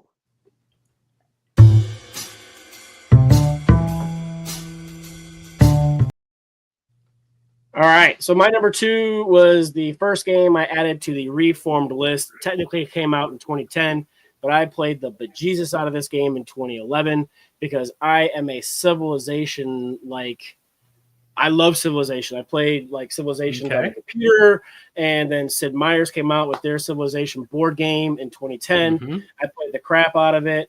I broke it. You're no longer allowed to play with the Greeks if you're playing with me. Also, you cannot be Egypt with Colossus to start because you get a free wonder, and if you get the Colossus and you know what you're doing, there's just no catching you unless somebody plays the Greeks. But yeah. It's ridiculous, but it's fantastic. It's a dudes on the map Civilization type of game. Get your classic like tech pyramids going. You're doing tile exploration. You're fighting barbarians and fighting them. You can attack. That's one of those games where you can win by kind of turtling a little bit and just doing like a culture victory or a tech victory, or you can branch out and destroy the other person's city and win militarily. And it's just I love Civilization games and. Granted, I much prefer the hexes, which are newer. This game here is fantastic. I played the crap out of it. Just to be clear, you're talking about the Sid Meier's Fantasy Flight. You never said which one it was, Bob. You just started going. I said 2010. I was still waiting for you to say it. Yeah. Yes, but it is Sid Meier's. I figured it was this one. I tracked down a copy of this and never played it, and I'm like, I don't know if I'll ever get to this game, and I gave it away. Adam Dalton really loves this game. I remember like IndieCon, like the first few times I went to IndieCon, they would get into like big games and they'd last like 4, 5, 6 hours sometimes, but they were just huge, sprawling, like. Yeah, Bob, you should get in on one of those games and be like dibs on the Greeks and then make it way shorter game. I don't know if they have those caveats or not, but they get ridiculous. I mean, because literally like they got a thing. Normally you got to build your trade up and then you trade it all in to research a tech. The way the Greeks work is if you research a tech that nobody else has, you don't lose your trade. This is true, Evan. This is true. And so all you have to do is pick a really shitty tech that first time that nobody else is going to pick. And then after that, you can get a level 2 before anybody else is going to get a level 2. So you pick the best level 2. and then you're just picking techs that people don't have, and you're never losing your trade, and you just get a tech victory in no time. So Cheating. It's broken. Yeah.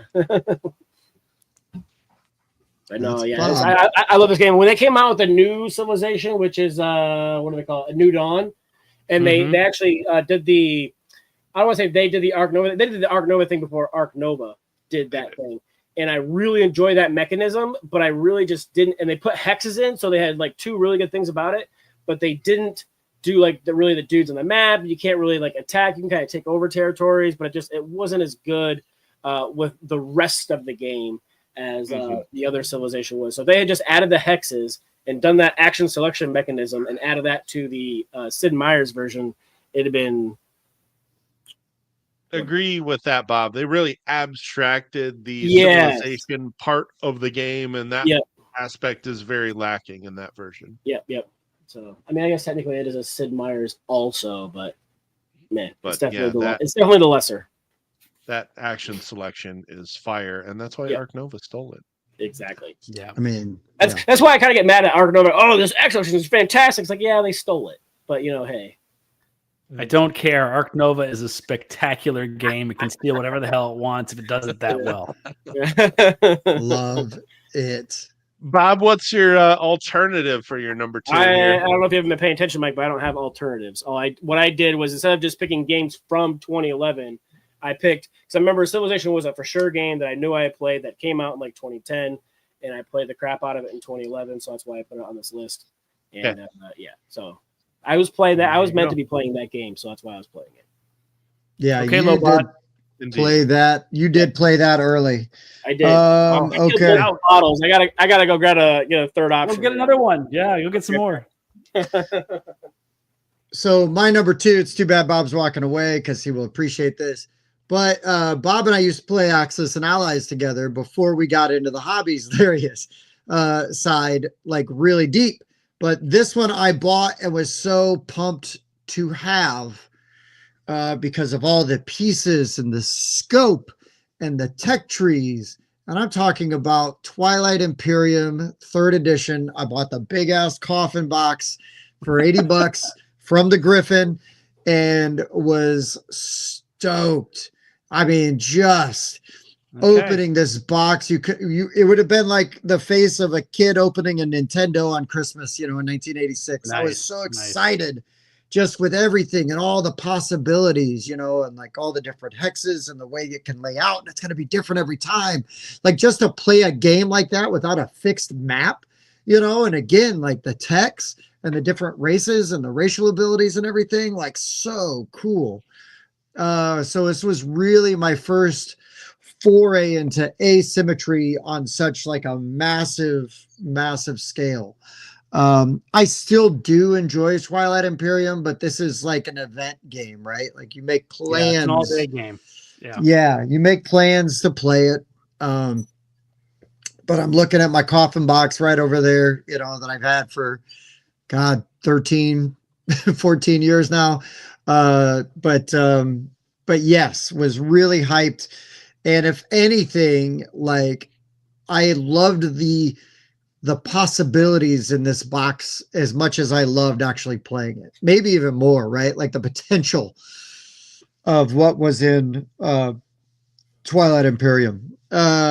So that's my number 2.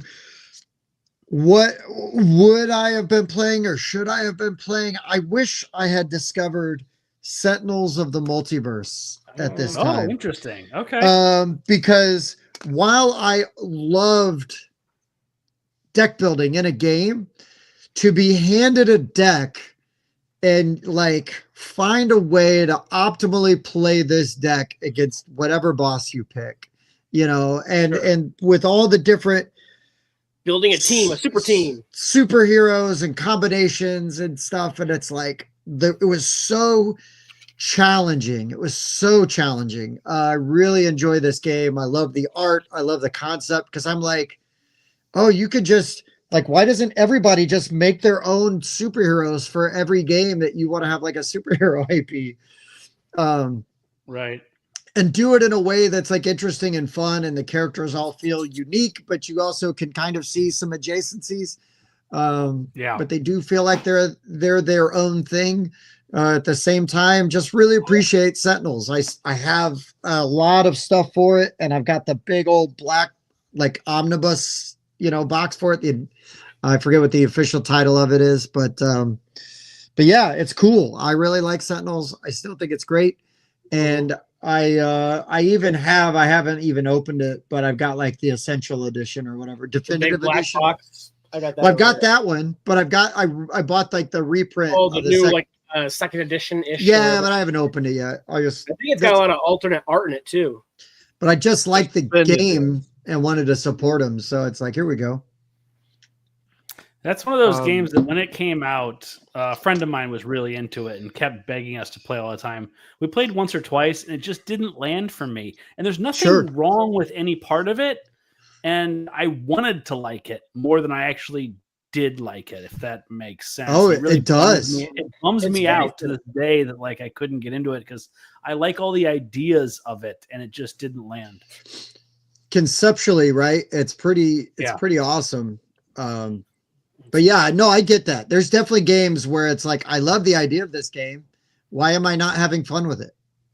So I think one of the things too is we played one character where they kept doing the same thing over and over and over because that was the only optimal way to play that character or something like that. Oh, sure. And so, there's glitches and everything. And sometimes you find them, sometimes you don't. And sometimes we have bad luck in finding them early. Well, and sometimes, you can really set yourself up with some impossible scenarios too with this, right? You got a combination of heroes that just do not work against a certain villain. And yes, kind of a flaw, it can be a flaw, but I guess it just depends on how much time you dedicate to trying to beat it before you realize, oh wait, this will never work. Right.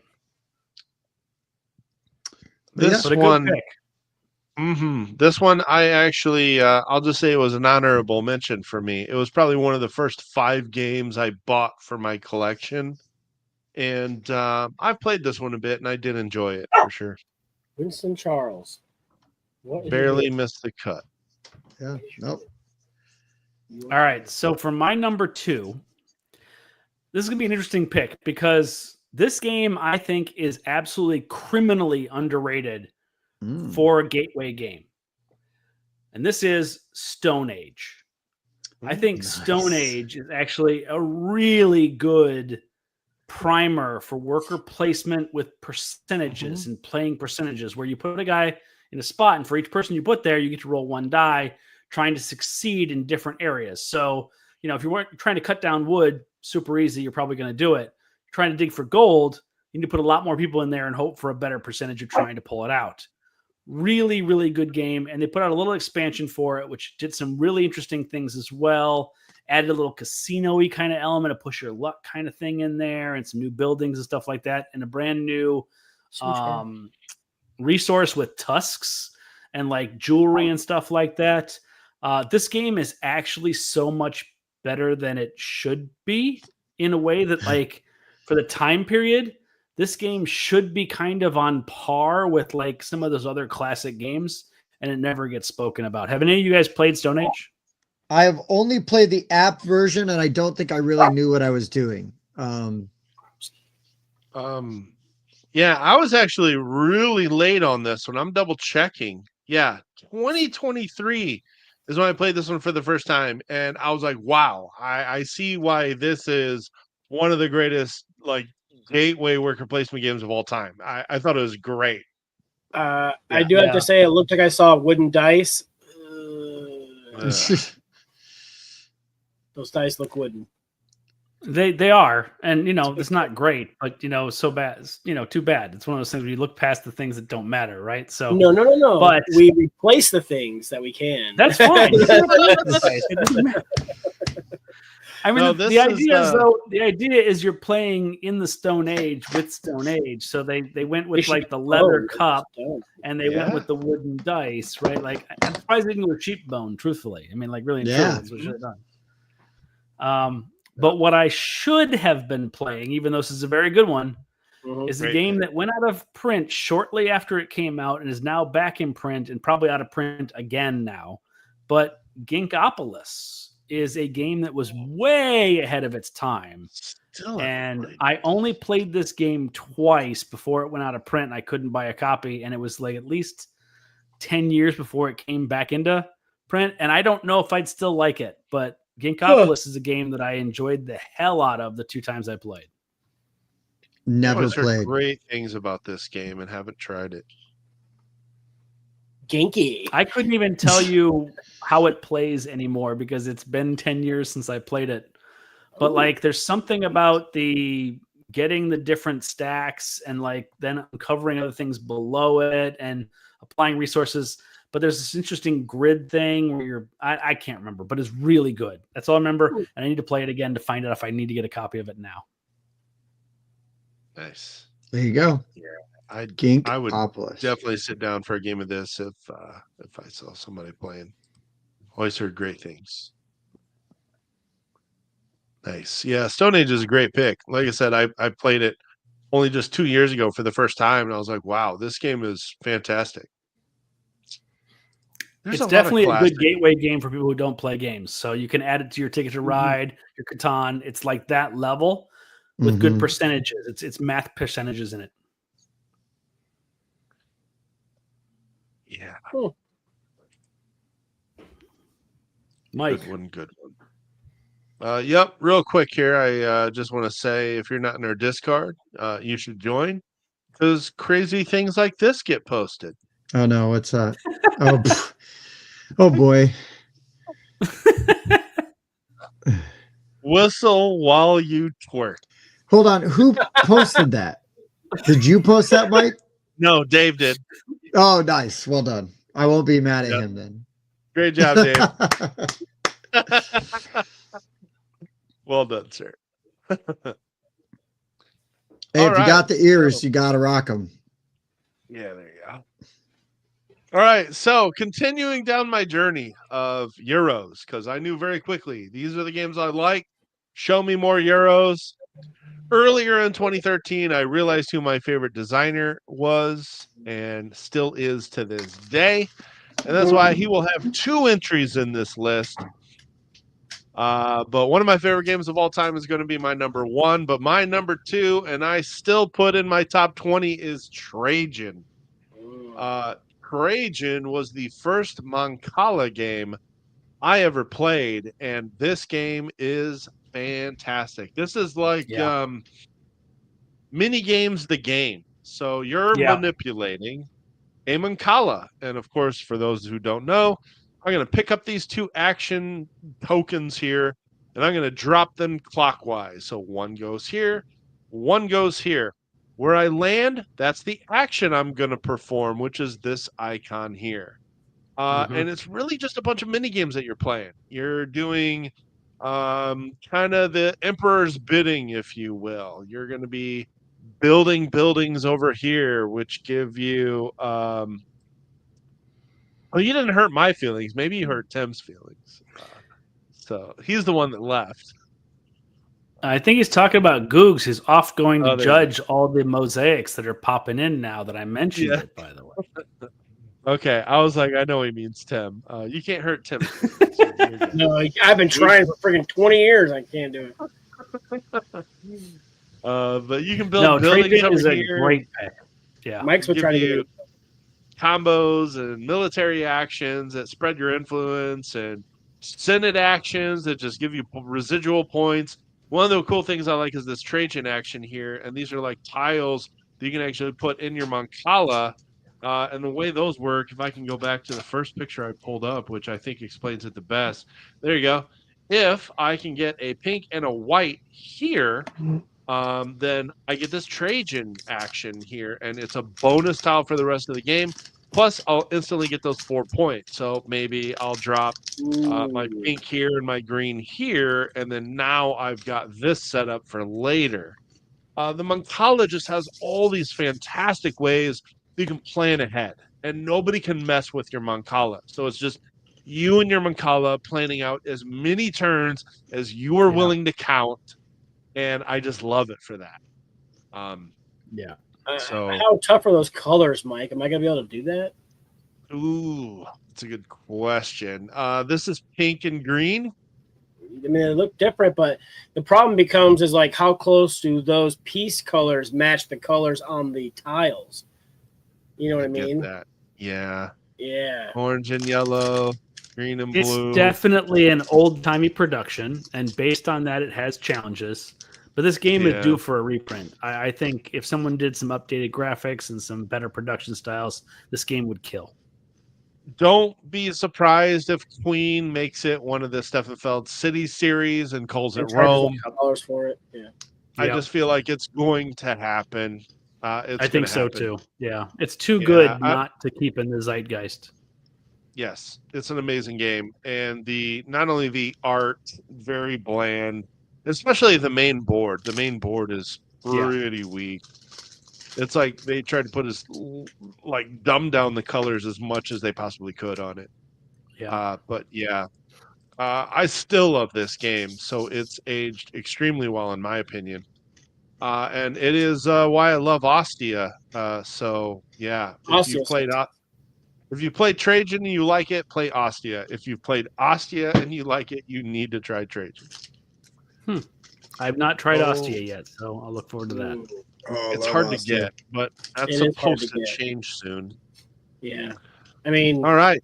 If you got 2 hours, I'll have it at Origins. So. Yeah, there you go. The game I wish I knew about, though, was Imperial. This is a classic Matt Gertz game, and this is a game that looks like a war game, and you are doing rondel action selection and putting these battleships out and these cannons out and building these factories out. Why? To make the most money, of course, because what you actually want to do is buy stocks in countries that are performing well. You don't control just one country. You may at first, but if you own the most stocks of a country, you now control that country, which means you may control multiple countries at once, or none if you don't have the majority stock in a country. But every time you get an opportunity to buy stock, you want to buy stock in the country that's doing well. Winning. So if Bob is controlling Italy and Italy's doing well, I should probably buy Italy stock, because at the end of the game, I'm essentially foreshadowing on which country is doing the best, and those stocks are going to have the highest multiplier at the end of the game. I love that in games. I love the games where the ownership of pieces changes throughout the game, and I'm foreshadowing on who's winning, and I'm prospecting. Imperial is an amazing game. I didn't realize it until about 3 years later. I agree. Mike is forming a new world order. He is. And not that fun wrestling one either. No. Wolfpack. Okay. This game is not the kind of thing that I would look at a second time, but you are convincing me I should try it. So well done there, Mike. There you go. It is hideous, Andrew, but it is fantastic. Yikes. It is extremely good. You got to put troops out to control territories because you get more taxes, but you don't want to pay taxes on your troops, so you also want them to die.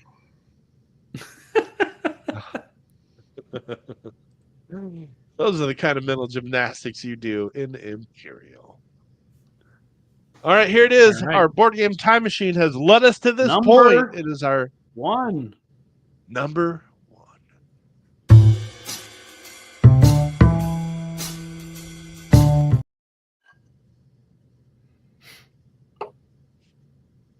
So this game is my number 1. This is the game that really started it all for me. When I went to that first JuliaCon and I played it with them and I loved it so much, I finally got myself a copy the following year. And it's kind of funny because Tim's sister and brother-in-law give me like their special stuff they get for it before giving it to Tim, because they know how much I love this game. But it's bullshit. Dungeons of the Realm it's fantastic. It's a co-op game where you're choosing one of these fantasy types of heroes. You're starting in the middle of the city, and there's these 4 evil generals and all their minions are trying to march in to take over Monarch City, and you're just moving around using your asymmetrical powers to fight off all these minions and accumulate cards that you'll use to gain dice to fight these different generals. And like, I still play the crap out of this game, like, to this day. And I just bought like some extra the Dragon expansion I never had, and I finally picked it up because I saw it on sale somewhere finally, and played the Oops All Dragons version and got my ass handed to me. What's that?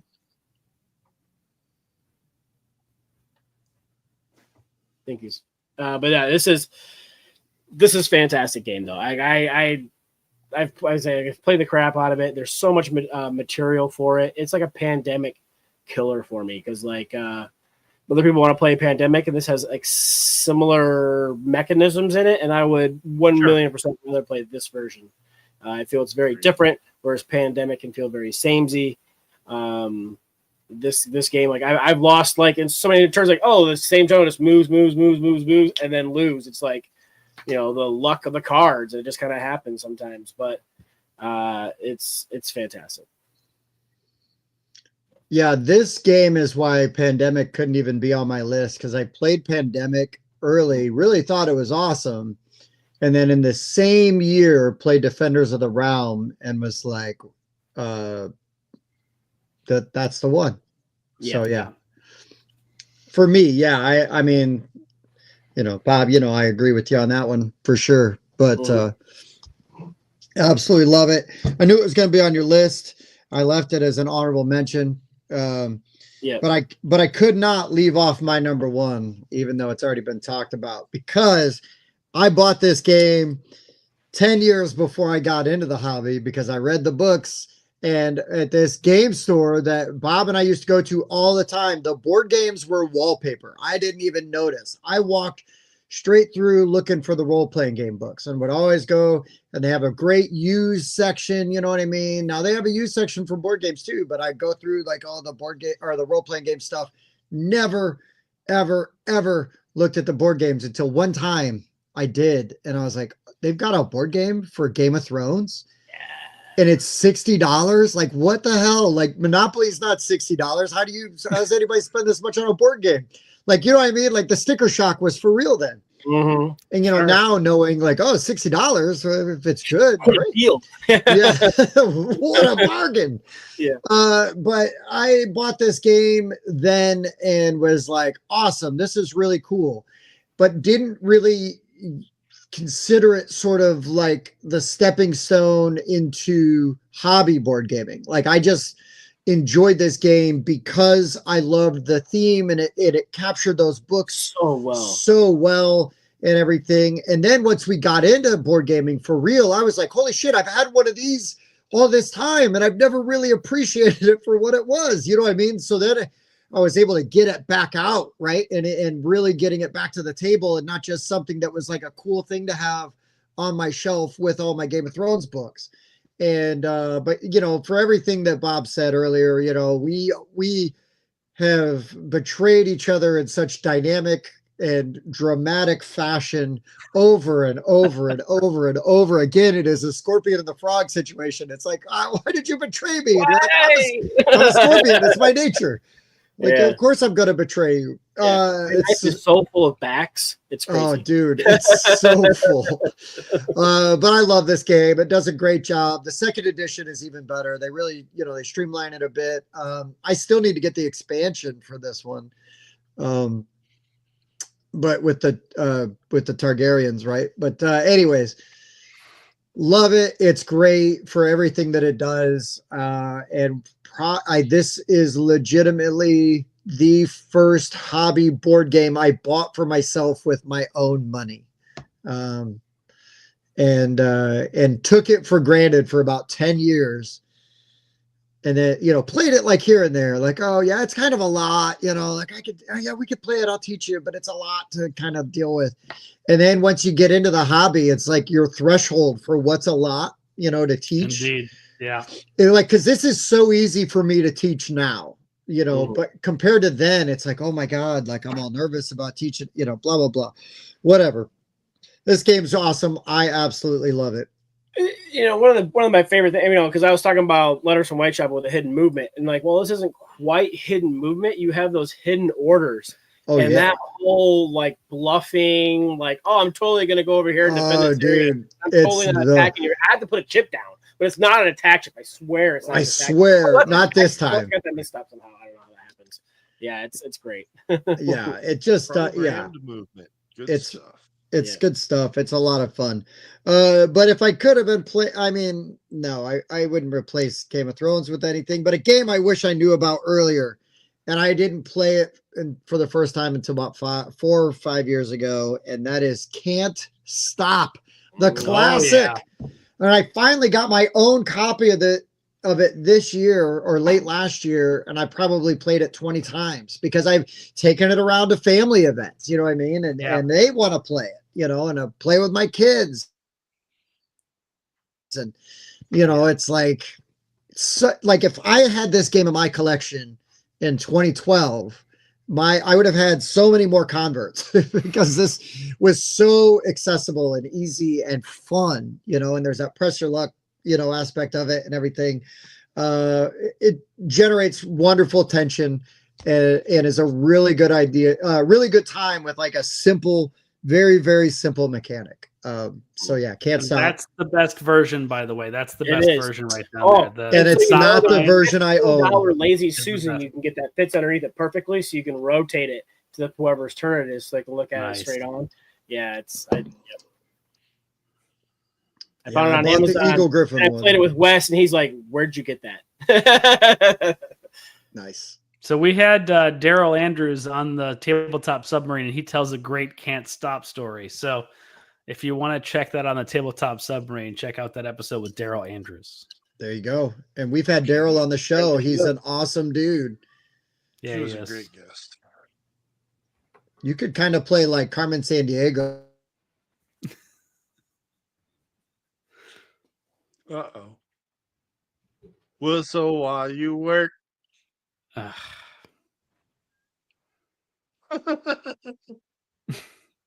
All right, so let's go ahead and jump to my number 2 then. Or my number 1, sorry. My number 1 is a game that I took on vacation endlessly because it's just a bunch of tiles. It's essentially the same size as a Carcassonne game, but it's called Maori. Oh. Have you guys ever played Maori? I've never played this. Which one? This is a Gunter Barkart game. It's really great because if you've ever played in the Footsteps of Darwin, the new game that was a Spiel des Jahres nomination, you move around the outside and you basically select from the inside. This mechanic was from like 2008 or whatever, but basically you move around the rondelle of the center, but your ship can move up to 2 spaces forward, and then you can pay shells to move inward, and you're basically taking the tile that you land on or buy into and then putting on your board. And it's a little bit push your luck in trying to set up these different islands because the bigger the island, the more points it's worth. But if you don't finish it, the island sinks and you get nothing. So you're trying to like kind of push and pull with trying to get trees and trying to get huts and getting shells, and then other boats allow you to move faster and kind of like an engine building aspect. And this is way earlier than its time in a relatively small package. So just a couple of boards, a couple of tokens, and a couple of tiles, and you've got a really great game that most people don't know about. It's called Maori. I've never even heard of this, but I knew nothing about it. Yeah, it's really, really good. And if I ever get a chance to buy another copy, because my copy is worn to hell, I will absolutely buy another copy of this if I get a chance. Nice. But the game I should have been playing, not that this wasn't a great game, but the game I should have been playing, Castles of Burgundy. Mike's favorite game. Oh, Mike, yes. That was on my list till I changed it. I've still yet to play. Way through it, but it came out in 2011, so that's why I was technically on my list. But yeah. So this is my wife's favorite game of all time. Ooh, and nice. For the longest time, I had a 0% winning percentage against my wife. Oh, wow. It fits into her brain in the best possible way, and the way she plays it is just so amazing That like I kept trying to get her to go and play professionally, like go to like the World Series of board game, like go to like local tournaments, go win, go like she's that good. And it took me a long time, but I've now picked up on some of her tricks, and now I only win about 5% of the time. So that's, from 0 to 5 is a gigantic jump, right? That's huge. You're getting better. So yeah, Castles of Burgundy. And we actually have all 3 versions of this game now. We have the original, we have the upgraded terrible version, and then we have the Awakened Realms really beautiful version that's still hard to read, even though that box is intimidating hell to open up. But we play this one pretty frequently. Yeah, I need to finally play this game. I've heard way too many people talk about it. You haven't played it yet? Tim, I'll play it with you because that way I can win. There you go. You got it. Guaranteed, Andrew. Guaranteed. We'll have Mike bring his. No way. We'll have Mike bring his to Origins and we'll play it. We got to bring mine so I can play my copy. Okay, we'll bring Bob's. I think we need to play this at Origins and get a game with the 4 of us, and we'll see how we do. I'm pretty sure Mike will take this one, but I think we should play. I'm down. I am down. Honestly, like any excuse to play a game with you is a good one. So if it's got to be Castles of Burgundy, let's go. And is everyone going to play the 3 Little Pigs afterwards? Everything. This new version is absolutely stunning too. I love it so much. And I recently learned the Vineyards expansion, which, by the way, is pretty good. I enjoyed the Vineyards expansion. I haven't tried it. Good to know. I haven't touched that yet. I need to try it.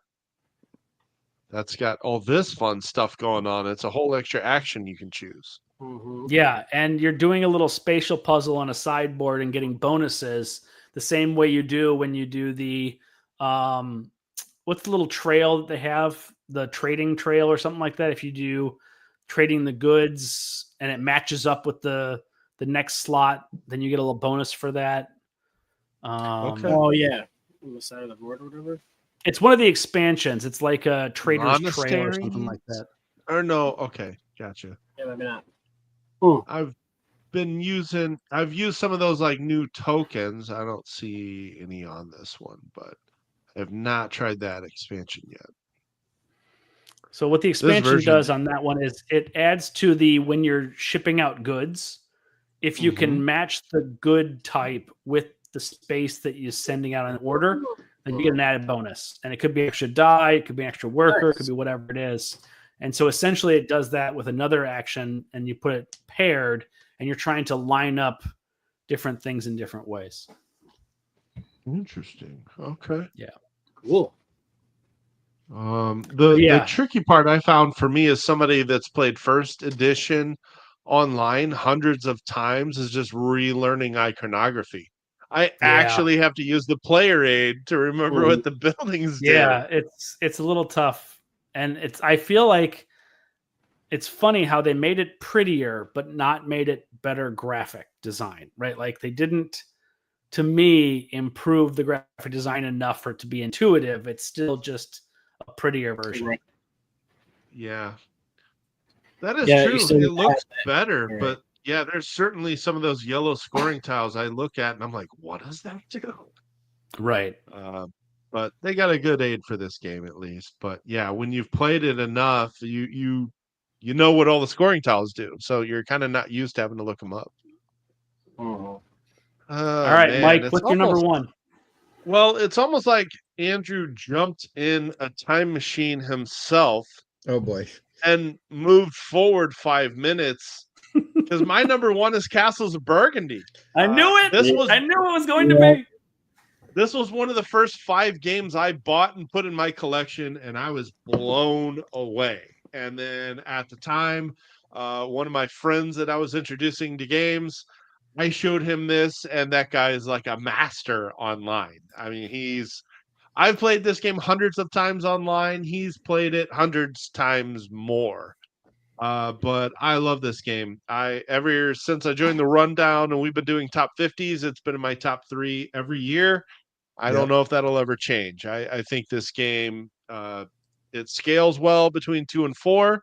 It ages well from 2013 to 2025, and this new version is amazing. But I think part of the replay for me is the tiles dictate what you're going to do. And the dice dictate what you're going to do even more. I can try to build out a long-term strategy, but if the tiles that I want don't come out, if the dice don't fall my way, I got to pivot. So this game to me is the perfect mix of long-term strategy and tactics based off of tile draw and dice rolling. And I think it matches those things absolutely perfectly. I like a little randomness in my game. The fact that I've played this hundreds of times online means nothing if I can't roll the dice that I want. Right. And so there is some randomness here, and you can roll better than me and possibly beat me, and all my experience goes down the drain. And I'm totally cool with that. Yeah, more than that, I was going to say it's about telegraphing too, right? Like you can't telegraph what you want because someone will snake it in front of you, absolutely guaranteed. They'll spend that worker. They'll get off of their die. They will do what they need to do to stop you from getting whatever piece you absolutely need to have, whether it be the mine or the 4 sheep tile or whatever it is. You got to be aware of what's around you in the table. That is absolutely true. Because hate drafting is really a thing in this game. Sometimes you just got to take the tile that will cost someone else the most points.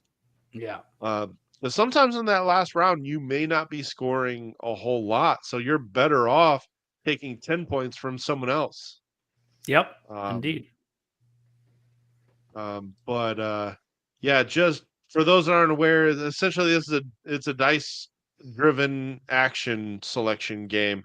Roll your dice, and then you're going to use those to take dice off or tiles off the main board, and then those same tiles, those same dice are going to allow you to place your buildings onto your main board. And then there's groups of colors, and you get points the faster you are able to fill those different kind of colored villages and whatnot. It's just a great game. When I was into the hobby, I was watching a lot of Rado. And Rado was gushing over every Stefan Feld game that came out. And so that's why Trajan and Castle of Burgundy, like I didn't even necessarily realize when I bought Trajan. It was later. I was like, oh my gosh, this is the same guy. I need to find out more of his games. We'll talk about those in the honor questions. But this game still, to this day, I absolutely love it. Great pick. Okay. All right.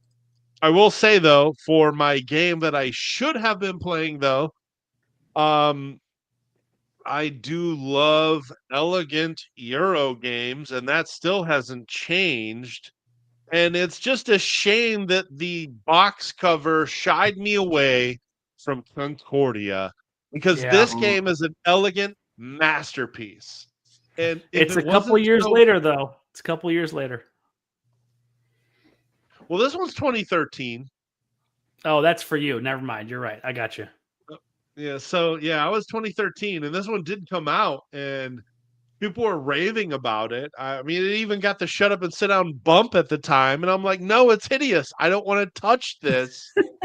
The ugliest game of all time, yeah. Which is ironic because Castles of Burgundy, the OG Castles of Burgundy, looked like the least interesting game, and I passed over playing it so many times because of that. So I just think it's ironic that Mike is, assaulting Concordia and its terrible box art for the same crime that Castles committed. I know. I played lots of dry Euros back then, so I should have just sucked it up. But it wasn't until 2018 that I finally played it. And like halfway through the game, I'm like, this is one of the greatest things I've ever played, ever. Love it. I just love the player interaction. What you do affects every other player at the table. Timing matters. The game changes and evolves as it goes along. You pivot from buying actions to buying scoring. It's just excellent, and that is one reason why an Imperial Matt Gertz is one of my favorite designers. So, Mike, I have a question then. How do you feel about the expansion? The salsa. Yeah, I can do without it. I think the game Okay. is perfect as it is. I like that when you use your recall card, you can get this extra action, and that's the forum. But there's a starting forum that, in my opinion, is overpowered. There's one starting forum that every time you mercator, you can trade 3 goods instead of 2. Wow. I saw somebody run away with the game using that. Okay. And I think it is far stronger than all the other starting forums. So I have major questions about that particular one. I think the forums you can gain during the game are fairly balanced, but that one Sure. particular starting forum I find much stronger than the others. Salsa, I'm good with. I can take it or leave it. It makes the game a little more loose, but I don't think the game's that tight, or I don't think it's on rails anyway. So salsa, I could take it or leave it. I honestly think the base game is perfect. I really do. Okay. What I've about you? never played the expansion, so yeah, I'm curious. I haven't either. I've never played it, but I've heard it. So I was like, I wanted to get an expert's opinion on whether it's worth it or not. I haven't played any of it. I think it's good for replayability. But and all the maps I think add a lot of replayability. So and Mike, are you Salsa's going to cool. tie Bob down and make him play this game? I'm just curious. Yes. Nope.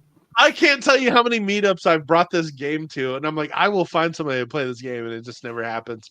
Doesn't stop me from bringing it, though. I still bring it all the time. I love this game. Yeah, well, Mike and I both love this game, and Bob just has not played it. I think he'd really like it. I kind of like don't play it now just because it's worth the. He's a hater. playing it. No, Yeah, you're ignorant. I will just. No, we're on like 3 years of me being on the rundown, and like Concordia has bounced between 1 and 2 for me, and like same for Tim. Yep. So we have a mutual love for this one. Yep. Absolutely. It's a good one. Absolutely. Yeah. No. Super fun lists. I loved Andrew's idea of like what I should have been playing. Yeah. If I had known that earlier, I would have done my research and done that, but I didn't. I wasn't going to do all that research in like 3 minutes. So I did tweak it to saying like games, and I included the top 2 that I got from 2010 as opposed to just picking games from 2011 that I enjoyed. So, yeah. What about honorable mentions of games you played back then, or honorable mentions of games you wish you were playing back then? Yeah. I mean, I got a handful, but I will yield to the floor to others first if they want it. I'll let Bob take a crack first. Go ahead. Well, I'll say most of mine that were on my list had gotten mentioned already, right? So Castles of Burgundy, wish I had been playing it, right? Because I really enjoyed it. Ended up buying the fancy version of it. Mansions of Madness, I was late to. That was on my list originally, and they got bumped to allow room for Civ. Telestrations, the 12-player pack, that came out in 2011, and we love us some Telestrations. Tim mentioned Ascension already. Lords of Vegas has been mentioned already. And other than that, Escape from the Aliens in Outer Space. Yeah. We came to that about 2012 or so, but we really enjoy that. It's sort of hidden movement-esque, but that's a ton of fun, and it plays a lot of players, and it's really enjoyable. So, Telestration. Either you're human or you're aliens, and humans move like a certain amount. You're trying to get to these spots where there could be like life pods to get off this planet, and the aliens move a certain amount, and you're trying to track down where the humans are at and make attacks at certain spots.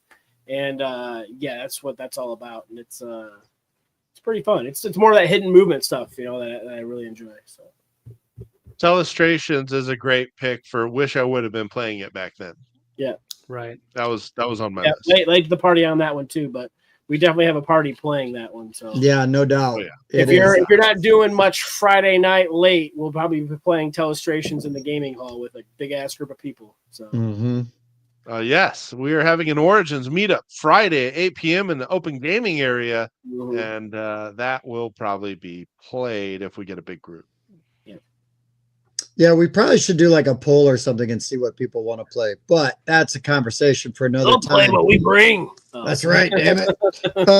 No, so some honorable mentions. I mean, I gotta say Defenders of the Realm, Arkham Horror, the third edition, I believe. Or wait, was it second edition then or third? Second Edition then. Second.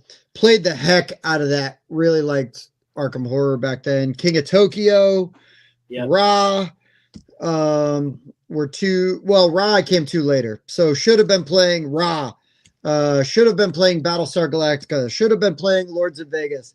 And probably if I had bumped it 1 year past, it would be Cash and Guns. Would have been a game that was already out, but I didn't come to it until I was at least a year deep into the hobby. But man, what a stupid, fun game to play, where it's just, you got those silly foam guns.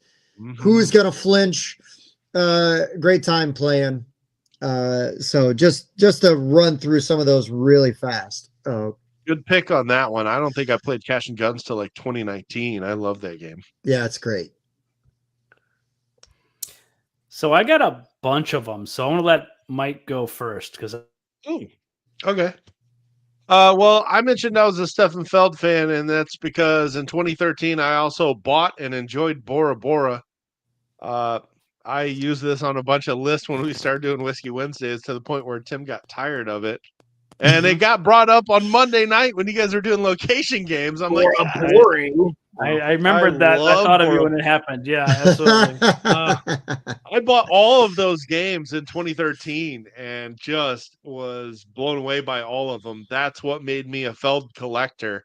I believe I now own 14 of his games. Impressive. And I love what he's able to put out. I picked up Civolution, but haven't tried to learn it yet. But Bora Bora is a really good dice placement game. It's very mean. If I put out a die and you want that action, you have to put out a die that's lower. Meaning, if I put out a 1, sorry. Unless you got a God card, and then you can break that rule. And there's different God cards, and there's different ways to score. It's another game where it is a perfect mix of long-term strategy and short-term tactics. You get quests. You need to fulfill one each game. Some of them are each round. Some of them are really easy to get or like fulfill early in the game. Some of them are clearly designed to be done later in the game. And sometimes people are going to take the stuff that you want. So you got to find creative ways of getting the resources that you need to fulfill them. I just think Bora Bora is amazing. The 2 deck builders that I enjoyed earlier in the hobby but didn't make this list were Thunderstone. So the first Thunderstone game I actually played quite a bit. And of course, Marvel Legendary. I played a lot of Marvel Legendary before realizing I liked Euro games more. But I've played a lot of that, and it is one of the games I would attribute to getting me into the hobby for sure. Another worker placement game, again, Manhattan Project. Played a lot of that one back in the day. I like how it, again, let you mess with other people.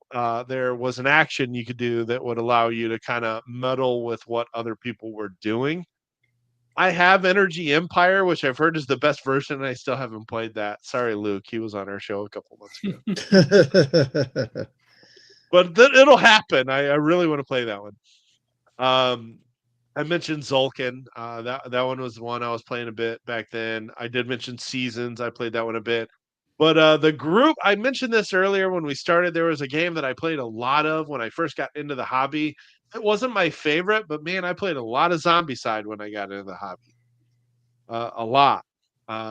It's not necessarily my style of game, but it was just the simple fact that there was a group that I was able to meet up with semi-regularly, and they all got into it. And I'm like, okay, let's do it. And I really played a lot of Zombicide back then. So, real quick question, Mike. Did you play it by the rules as it was intended, or did you fix it?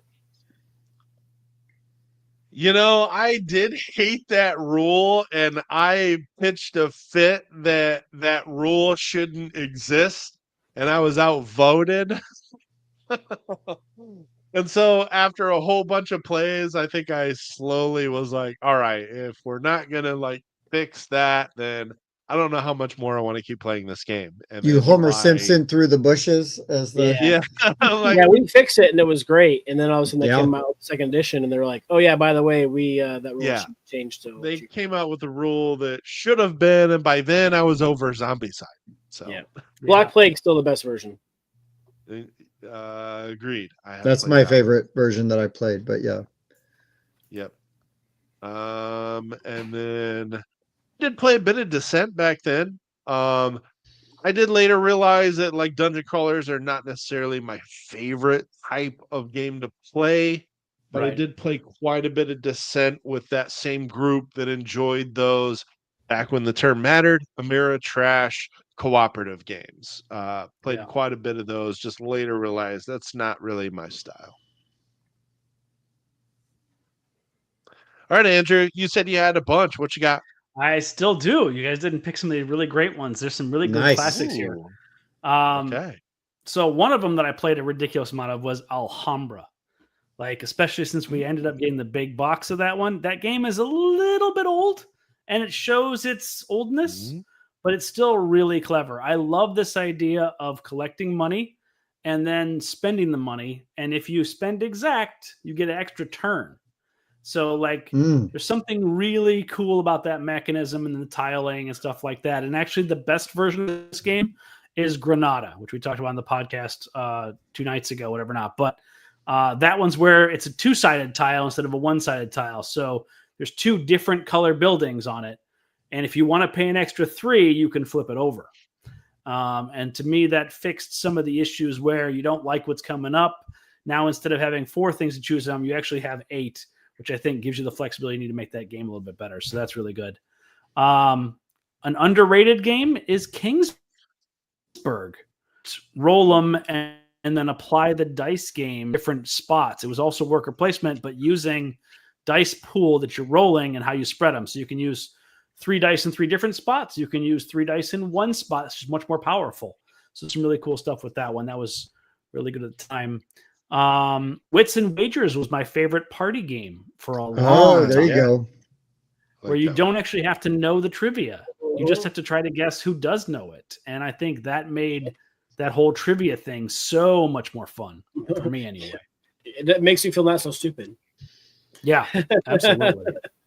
Hey, real quick, I'm going to interrupt you slightly only because I just realized in our Discord, somebody was bragging about getting their copy of Wine Cellar today.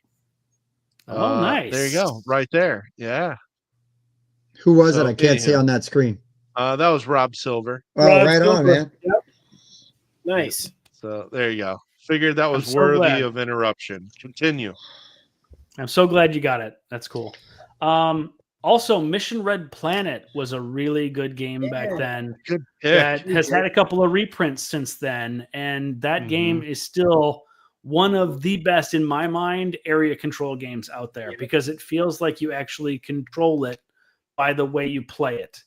It's not necessarily, am I lucky enough to do this, or am I, like you actually tactically have to make choices to get things. Send people here, send people there. Yep. And then before there was viticulture, there was Vinhos. And so there you go, a little Vital Lacerda there for a heavier game. Really good. Way late. I hate that I didn't think of that one. I love Vinos. Right? We didn't play that until what, Mike? 22? Last year. Last year? Last year it was in my top 10 new to me. Oh, wow. My only play was April of 2024, and I loved that game. Yeah. Great pick. I love how that game has depth, but it doesn't overstay its welcome. It's still relatively fast. It moves quick. Yeah, it absolutely does move quick. And I love the judges, right? The judges give that aspect of it's not necessarily what you want to do, it's what they want, and it changes the dynamic. Yeah. Wow, that's a good All right, I got one more. This game I played a lot of, even though it's actually not a great game. It's an okay game, but it's Hacienda. And by the way, I've heard through the grapevine that there's going to be a new version of Hacienda coming out in the future. Maybe they can make it from a good game to a great game. I believe they will. This go. is a Wolfgang Kramer game, and I can't divulge any more information except that I know there's a new version coming. I don't know when it's coming. I don't know how quick. Okay. So you kind of cut out there. Wait something you. What's that? I cannot wait to play it. What were you saying? I was going to say something you might not know because you're not from Northern Indiana, but Hacienda is like a local chain restaurant here. And while their food is kind of not great, their chips and salsa are amazing. Okay. Well, hold on. Fine. The food is fine. It's fine. I go there, I get a burger, but I eat a ton of chips and salsa before I get my burger, and then I take my burger to go.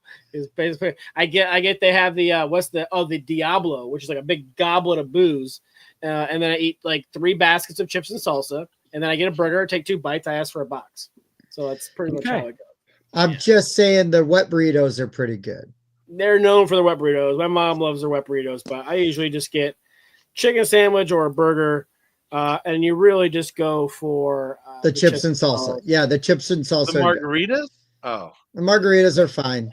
I worked at a hacienda for years, so Oh wow. Yeah. The Diablos are where it's at though, because it's like literally a big old goblet of booze, and that was my first bartending job. Oh, and nice. because I know how they make the margaritas, I don't really drink them anymore. Not because like horrible things happen, but we pre-made them in these big barrels in the back. Yeah. And you would like take a rack and you would turn all of these house tequila bottles upside down. We knew how many, in a batch, right? And then triple sec bottles. And so and then you had like a big like stainless steel ore, which then you would stir with. You go back and stir them, and then they would pipe them into the machines that would then freeze them. Tim, I'm a little upset. That means you probably know how to make those Diablos, and you haven't made one for me. I don't know what you're talking about. The Diablo? Are you talking about Nariba margarita? I've never heard of a Diablo. No, it's not a margarita. There's no margarita's not even near it. It's called the Diablo, and it comes in those big like goblets, and it's full of like punch and booze and that was after I stopped working there. Fruity, boozy goodness. Well, you need to get a job there again, so you can. I'll pass. But yeah, whenever we go to Tim's sister's house for JuliaCon, our price of admission is we bring a bunch of chips and salsa down there. Whenever I go to visit my parents, they're like, "Bring us chips and salsa," and so we get to stay, we get to sleep in Indy for free if we bring them chips and salsa. That's the deal. Yep. Oh, okay. So it's a good trade-off. I have a couple, 2 more honorable mentions. Oh, geez. Mike's got to go last. He can't let Andrew go last. I want him. Come on, bring him. Bring him. No. These would be honorable mentions to my wish I would have been playing these in 2013 list. You guys will back me up on this. So I'm amazed it didn't get brought up. Downfall of Pompeii. I didn't play it yet. Oh, I guess I wish I was kind of late to that. I was late to that. Yeah. And that was. I wish I would have been playing this game in 2013. That's what I'm saying. I finally got a copy of this game. I'm so excited. To me, the best part of that game is dropping the people in the volcano. That's the best part of the game. Yes, it is. I wanted to love this game so much. I was just salivating to love it. I don't. It's just okay. I love it. I really want to make like a big version where so you get like a 13 by 7 foot vinyl like printout of the map, and you make like a huge volcano, and you take like some pool noodles, chop them into bits for like the worker bits, and be able to pick somebody up, walk over to this huge volcano, and like drop them in there. Like, oh, you think doing this is satisfying? Wait till you pick them up, and you're like, drop them over your, overhead and into the volcano. Like, that'd be awesome. I don't ever want to yuck on somebody else's yum. I don't mean to do that. I don't want to bring people down. I just not at all, man. You're allowed to like the games you like and not like the games that other people like. That's fine. Yeah, no, you can yuck all you want. I really wanted to love that one. I wanted to love that one. Mm-hmm. Which part didn't you enjoy of it? Like what did it just felt? It felt like I wasn't making crunchy decisions. I felt like I was making obvious choices Obvious every turn. decisions. Like the lava's coming here, get out of the way, get out of this, move there, whatever not. And it just felt like I didn't have to like really excruciatingly make any decision. Sure, I hear what you're saying. Yeah, so it's not a super thing. It's because this is a more gateway game-ish, right? Where you're not making those super crunchy decisions. A lot of decisions are obvious, especially when it comes to playing your cards, right? Because you're trying to get as many people out on the board as possible. I think that's the more interesting decision. The obvious decisions come later with trying to get out. Oh, see, I reverse that, because when you're trying to get out, it's like, okay, you got these different people in the danger zone. You're trying to move them, or to move these people because I want to get them out and get those points for sure. Like that's a more difficult decision. Whereas I think like, oh, I put this guy here because that's gonna give me 3 dudes, as opposed to putting a dude here, which gives me 1 dude. Oh, sure. I mean, that's an obvious decision. That's fair. Yeah. So. Now, for me, a better version of that game for me is the original Survive, right? And there's now been a couple reprints, but like it's the dudes being placed on the map and then trying to get them to safety afterwards. I prefer Survive because you control the monsters. Like I can send my sea monster to go ahead and eat that boat. I can send that shark to eat the swimmer. Like that's more fun to me, and take that aspect versus the lava doing the damage. That's I just love the tile draw though, because it's like there's that push your luck aspect. But what we're saying then is that what Survive needs is a volcano where you also randomly place lava out to pick somebody up and throw them at somebody. It's like, man, I swear I'm not trying to be a dick. It's just the lava. Sorry. Yeah. It like you said though, it is extremely satisfying to just chuck people into volcano. Oh yeah, no question. Oh look, an Omen card. Who has too many pieces out there? Sacrifice you to the gods. All right, Mike. Do you have any other ones? Off from his second one. What else you got, Mike? Yeah, I'll throw a couple more out just because I can. This got brought up on Monday. I wish I would have played Jaipur back then. Right, yeah. I like fast two-player games. That was a good one. Yeah. I didn't try that till way later. I wish I would have played Container back then. Great auction game, and again, love my auction games, but this one person's you just kind of settle into roles as the game goes, and one person might be warehousing goods and determining prices, and another person might be shipping those goods between different locations, but ultimately you have a card that tells you how much each container is worth, and you need to buy those off of somebody's ship when they land on the middle island, and there's an auction that makes that happen. Container's excellent. Last but not least, Tim will appreciate this pick because I played so many Euros back then. I really kind of had tunnel vision of let's stick to the stuff that I know I like. It was years later before I tried Kemet. And Kemet is a fantastic area control game. I wish I would have tried it years ago. It's so streamlined and straightforward. The map feels big, but it's actually really small because you can scoot along to the other side very quickly. The tech trees are meaningful and give you very different strategies. Kemet is a great game, and they're still putting out content for that. Yep. Now it's Kemet Blood and Sand, right? But yeah, Kemet's classic coming out. I feel like there's 2 camps in the world. I think there's the Kemet camp, and then there's the Innis camp. I feel like you have a preference for one or the other. I feel like is how it goes. I will say, so number one, by the way, Tim, Rise of the Gods is the newest one coming out later this year. I just saw a sponsored ad for this, and Andrew, Innis didn't work for me. I wanted to so badly. And it was because I like the art style a lot, and I like that theme a lot. The check to see if somebody is going to win this round ruined the game for me because it becomes a beat on the leader game, and then it sort of just kind of drags the end game, and that didn't work for me. That's fair. That did not work for me, but I loved the card-driven action selection. Very Blood Rage-esque. It's one I probably should give another try someday. And I still have Innis. I haven't played it in ages, though. I remember liking it. I think I always liked Kemet more, but because there's like a trilogy, right? It's Kemet, Cyclades, and Innis, right? That's the three. Yeah, basically that I think are the three big ones, and I feel like Cyclades had the best mechanism, but Innis had the best art. And at least in my group, we didn't find what Mike said happened often enough for it to bother us. Oh, sure. But like, I totally could see how that could happen, and then I would probably stop liking the game. So at the time when we were playing it, we played that one more frequently because that glitch didn't happen. Yeah, that's fair. Yeah, that was Christian Martinez. I still need to play Cyclades. That's one I never tried. I got it somewhere. I'm like looking for it. Lobot's got to go through his warehouse. Yeah, no doubt.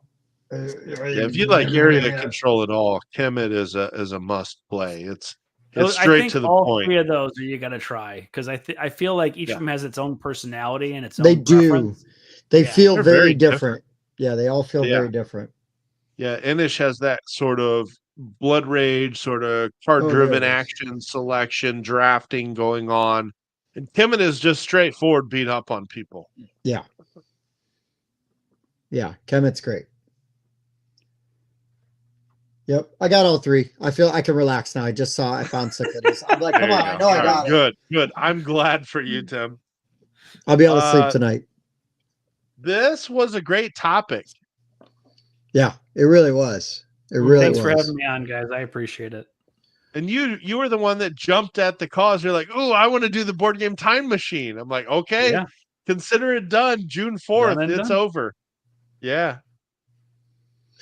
Yeah, Andrew, I think we were overdue to have you back on, to be honest, but I really, really appreciate all the times you comment and again, and again though, right? Like the fact that you hopped on so fast was awesome, and want to do it. I cannot wait to see you at Origins. We'll have a great time. We will play something together. We will play something. Agreed.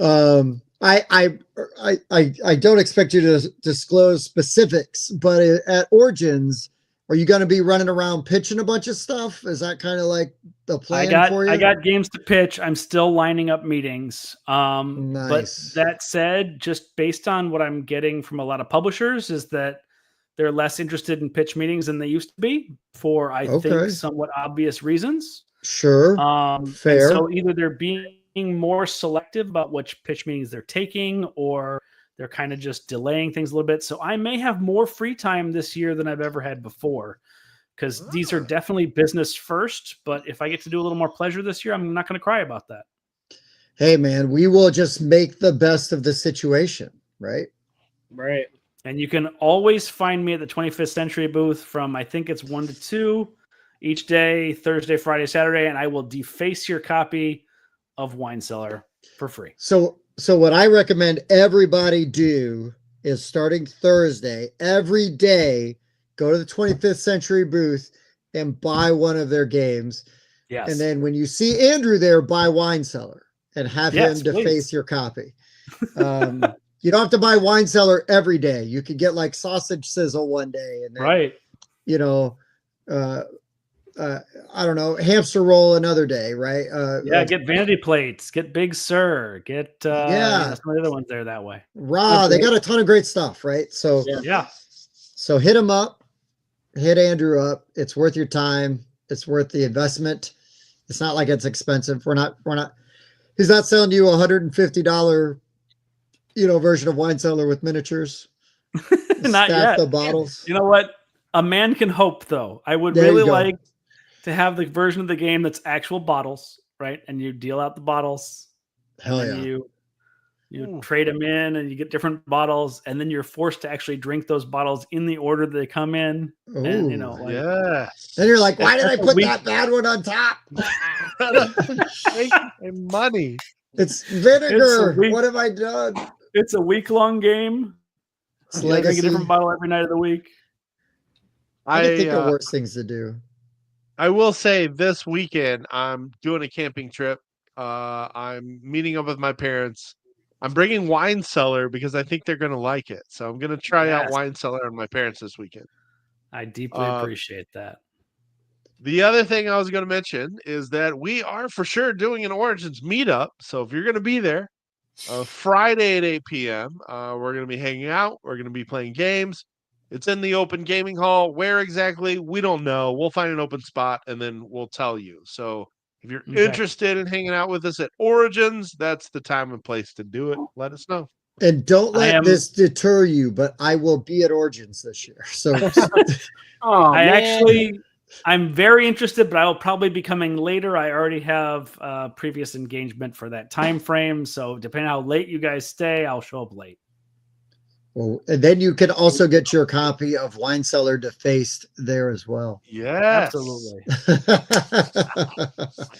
We will make a big old sign and put it on Andrew's back. It'll just say, ask me about Wine Cellar. And then when they ask, he will just sign. And then you know, he's not that big of a celebrity yet, but now's the time. No, because this time next year, he's going to be big timing everybody because he's going to have so many titles up. Not going to happen. I remember the people who boosted me up, right? You remember people who helped support you from the early on. Oh, for sure. So I appreciate that. Hey, we love it. We're excited. It was legitimately really fun. And, you know, like my meeting you sort of tangentially was one of my favorite Origin experiences, right? I mean, just because you were a part of that big group where it's like, oh, here's that lightning dev session.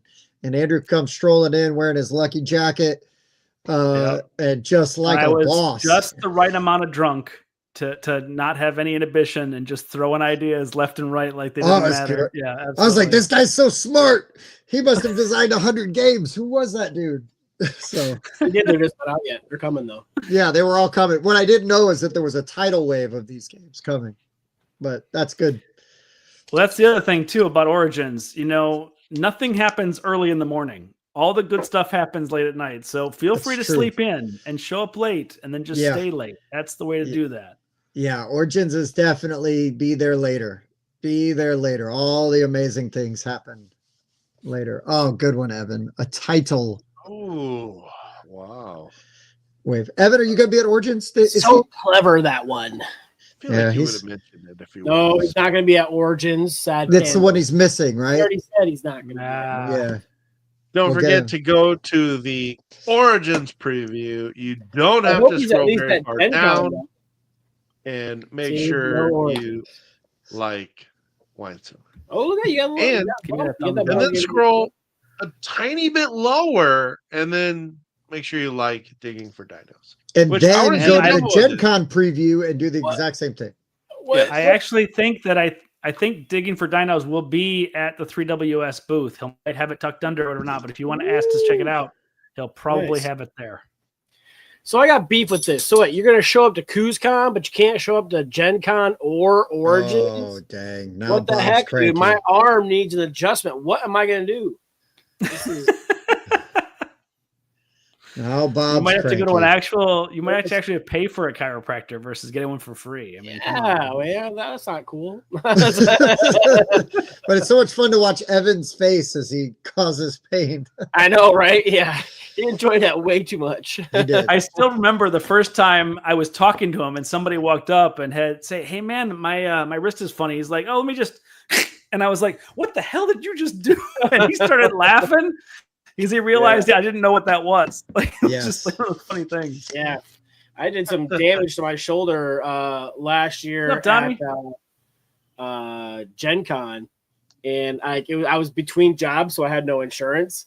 And I was like, man, my shoulder really hurts. And I was like, let me see it. And he's like rubbing on it and pushing on it. I'm like, oh my God, it hurts so bad. And he's just like, yeah. But it worked. Donnie, you coming to Origins? Probably not. I don't think he is. I don't think he's going to Gen Con either. So why are we even going? I know, right? If not, well, we're going because Andrew's going. Oh, that's right. Okay, fine. We're back in. We're back in. I'd love to go to CouzCon every year. Just the distance alone makes it once every few years. Nope, on both of them. Oh, sad panda. Winston Charles, you are fine, broski. Well, this is a good time to end it since Bob's dog's freaking out. Poor Winston. Otherwise, we'll just keep going all night, and we can't. Do We that. I need to would. sleep It's at some the point. Midwestern goodbye. Midwestern it is. guy. You're a boy. Well, Andrew, can't wait to see you in a couple weeks, man. It'll be here before we know it. It'll be soon. Again, congratulations on Wine Cellar. Really excited for upcoming projects. Cannot wait to see what else you got cooking. And you know I'm going to have prototypes there, so all you got to do is ask, and I'll break something. Oh, that'd be a bummer. Jeez, I hate playing prototypes. Play more of your games. Oh my gosh. Oh no. Only if you buy a shots of Malort first. Oh man, I don't know. Okay. Oh, I gotta find a bottle of that for Googs and West. Make them do it. First of all, Googs is already well aware. You cannot trick him. It's not going to happen. You got to find something else. What is this trick? You mean trick? When Malort's awesome. Listen, I have a bottle with this label, and I'm going to be like, dude, you should try this. It's chocolate whiskey. Okay. 1 or 2 shots is not bad, but yeah, I could not drink that all night. Malort? I'm No. just messing with you. I know. It's not that good. It's not that good. It's 1 or 2 shots. All right, Mike. I don't watch basketball, but for your sake, I hope the Pacers do well. Thank you. Yeah, I'm pulling for the Pacers since you the Bulls haven't been good for 20 years. Did you bet on the Pacers in 6, Mike? I have not, but I probably will before the games tomorrow. There you go. All right. I wasn't kidding about camping tomorrow. I'll be in outside of Toledo on Lake Erie in a campground, streaming it, watching it with my mom and dad. So should be fun. Sounds good. Well, have fantastic time. Safe travels. Andrew, see you in a few weeks. Bobby, I will see you Sunday at least. Yes. Not before then. Yes, and thank you, everybody, for watching. Thanks for all the people that watched later in the future. We appreciate you. In the future. That's right. We didn't do that at the top, so we're doing it at the bottom. We'll call it good. And Andrew, as always, man, it is our distinct pleasure to get to call you a friend, man. So yes, appreciate you. For sure. Appreciate For you the guys. board game rundown, I've been Tim. Bob. Mike. And I'm Andrew. Yes, we will see you guys next week, and we will see Andrew at Origin. We'll see you guys. Good next job, time. Stonemeyer. A 7.3 repeating. Heating.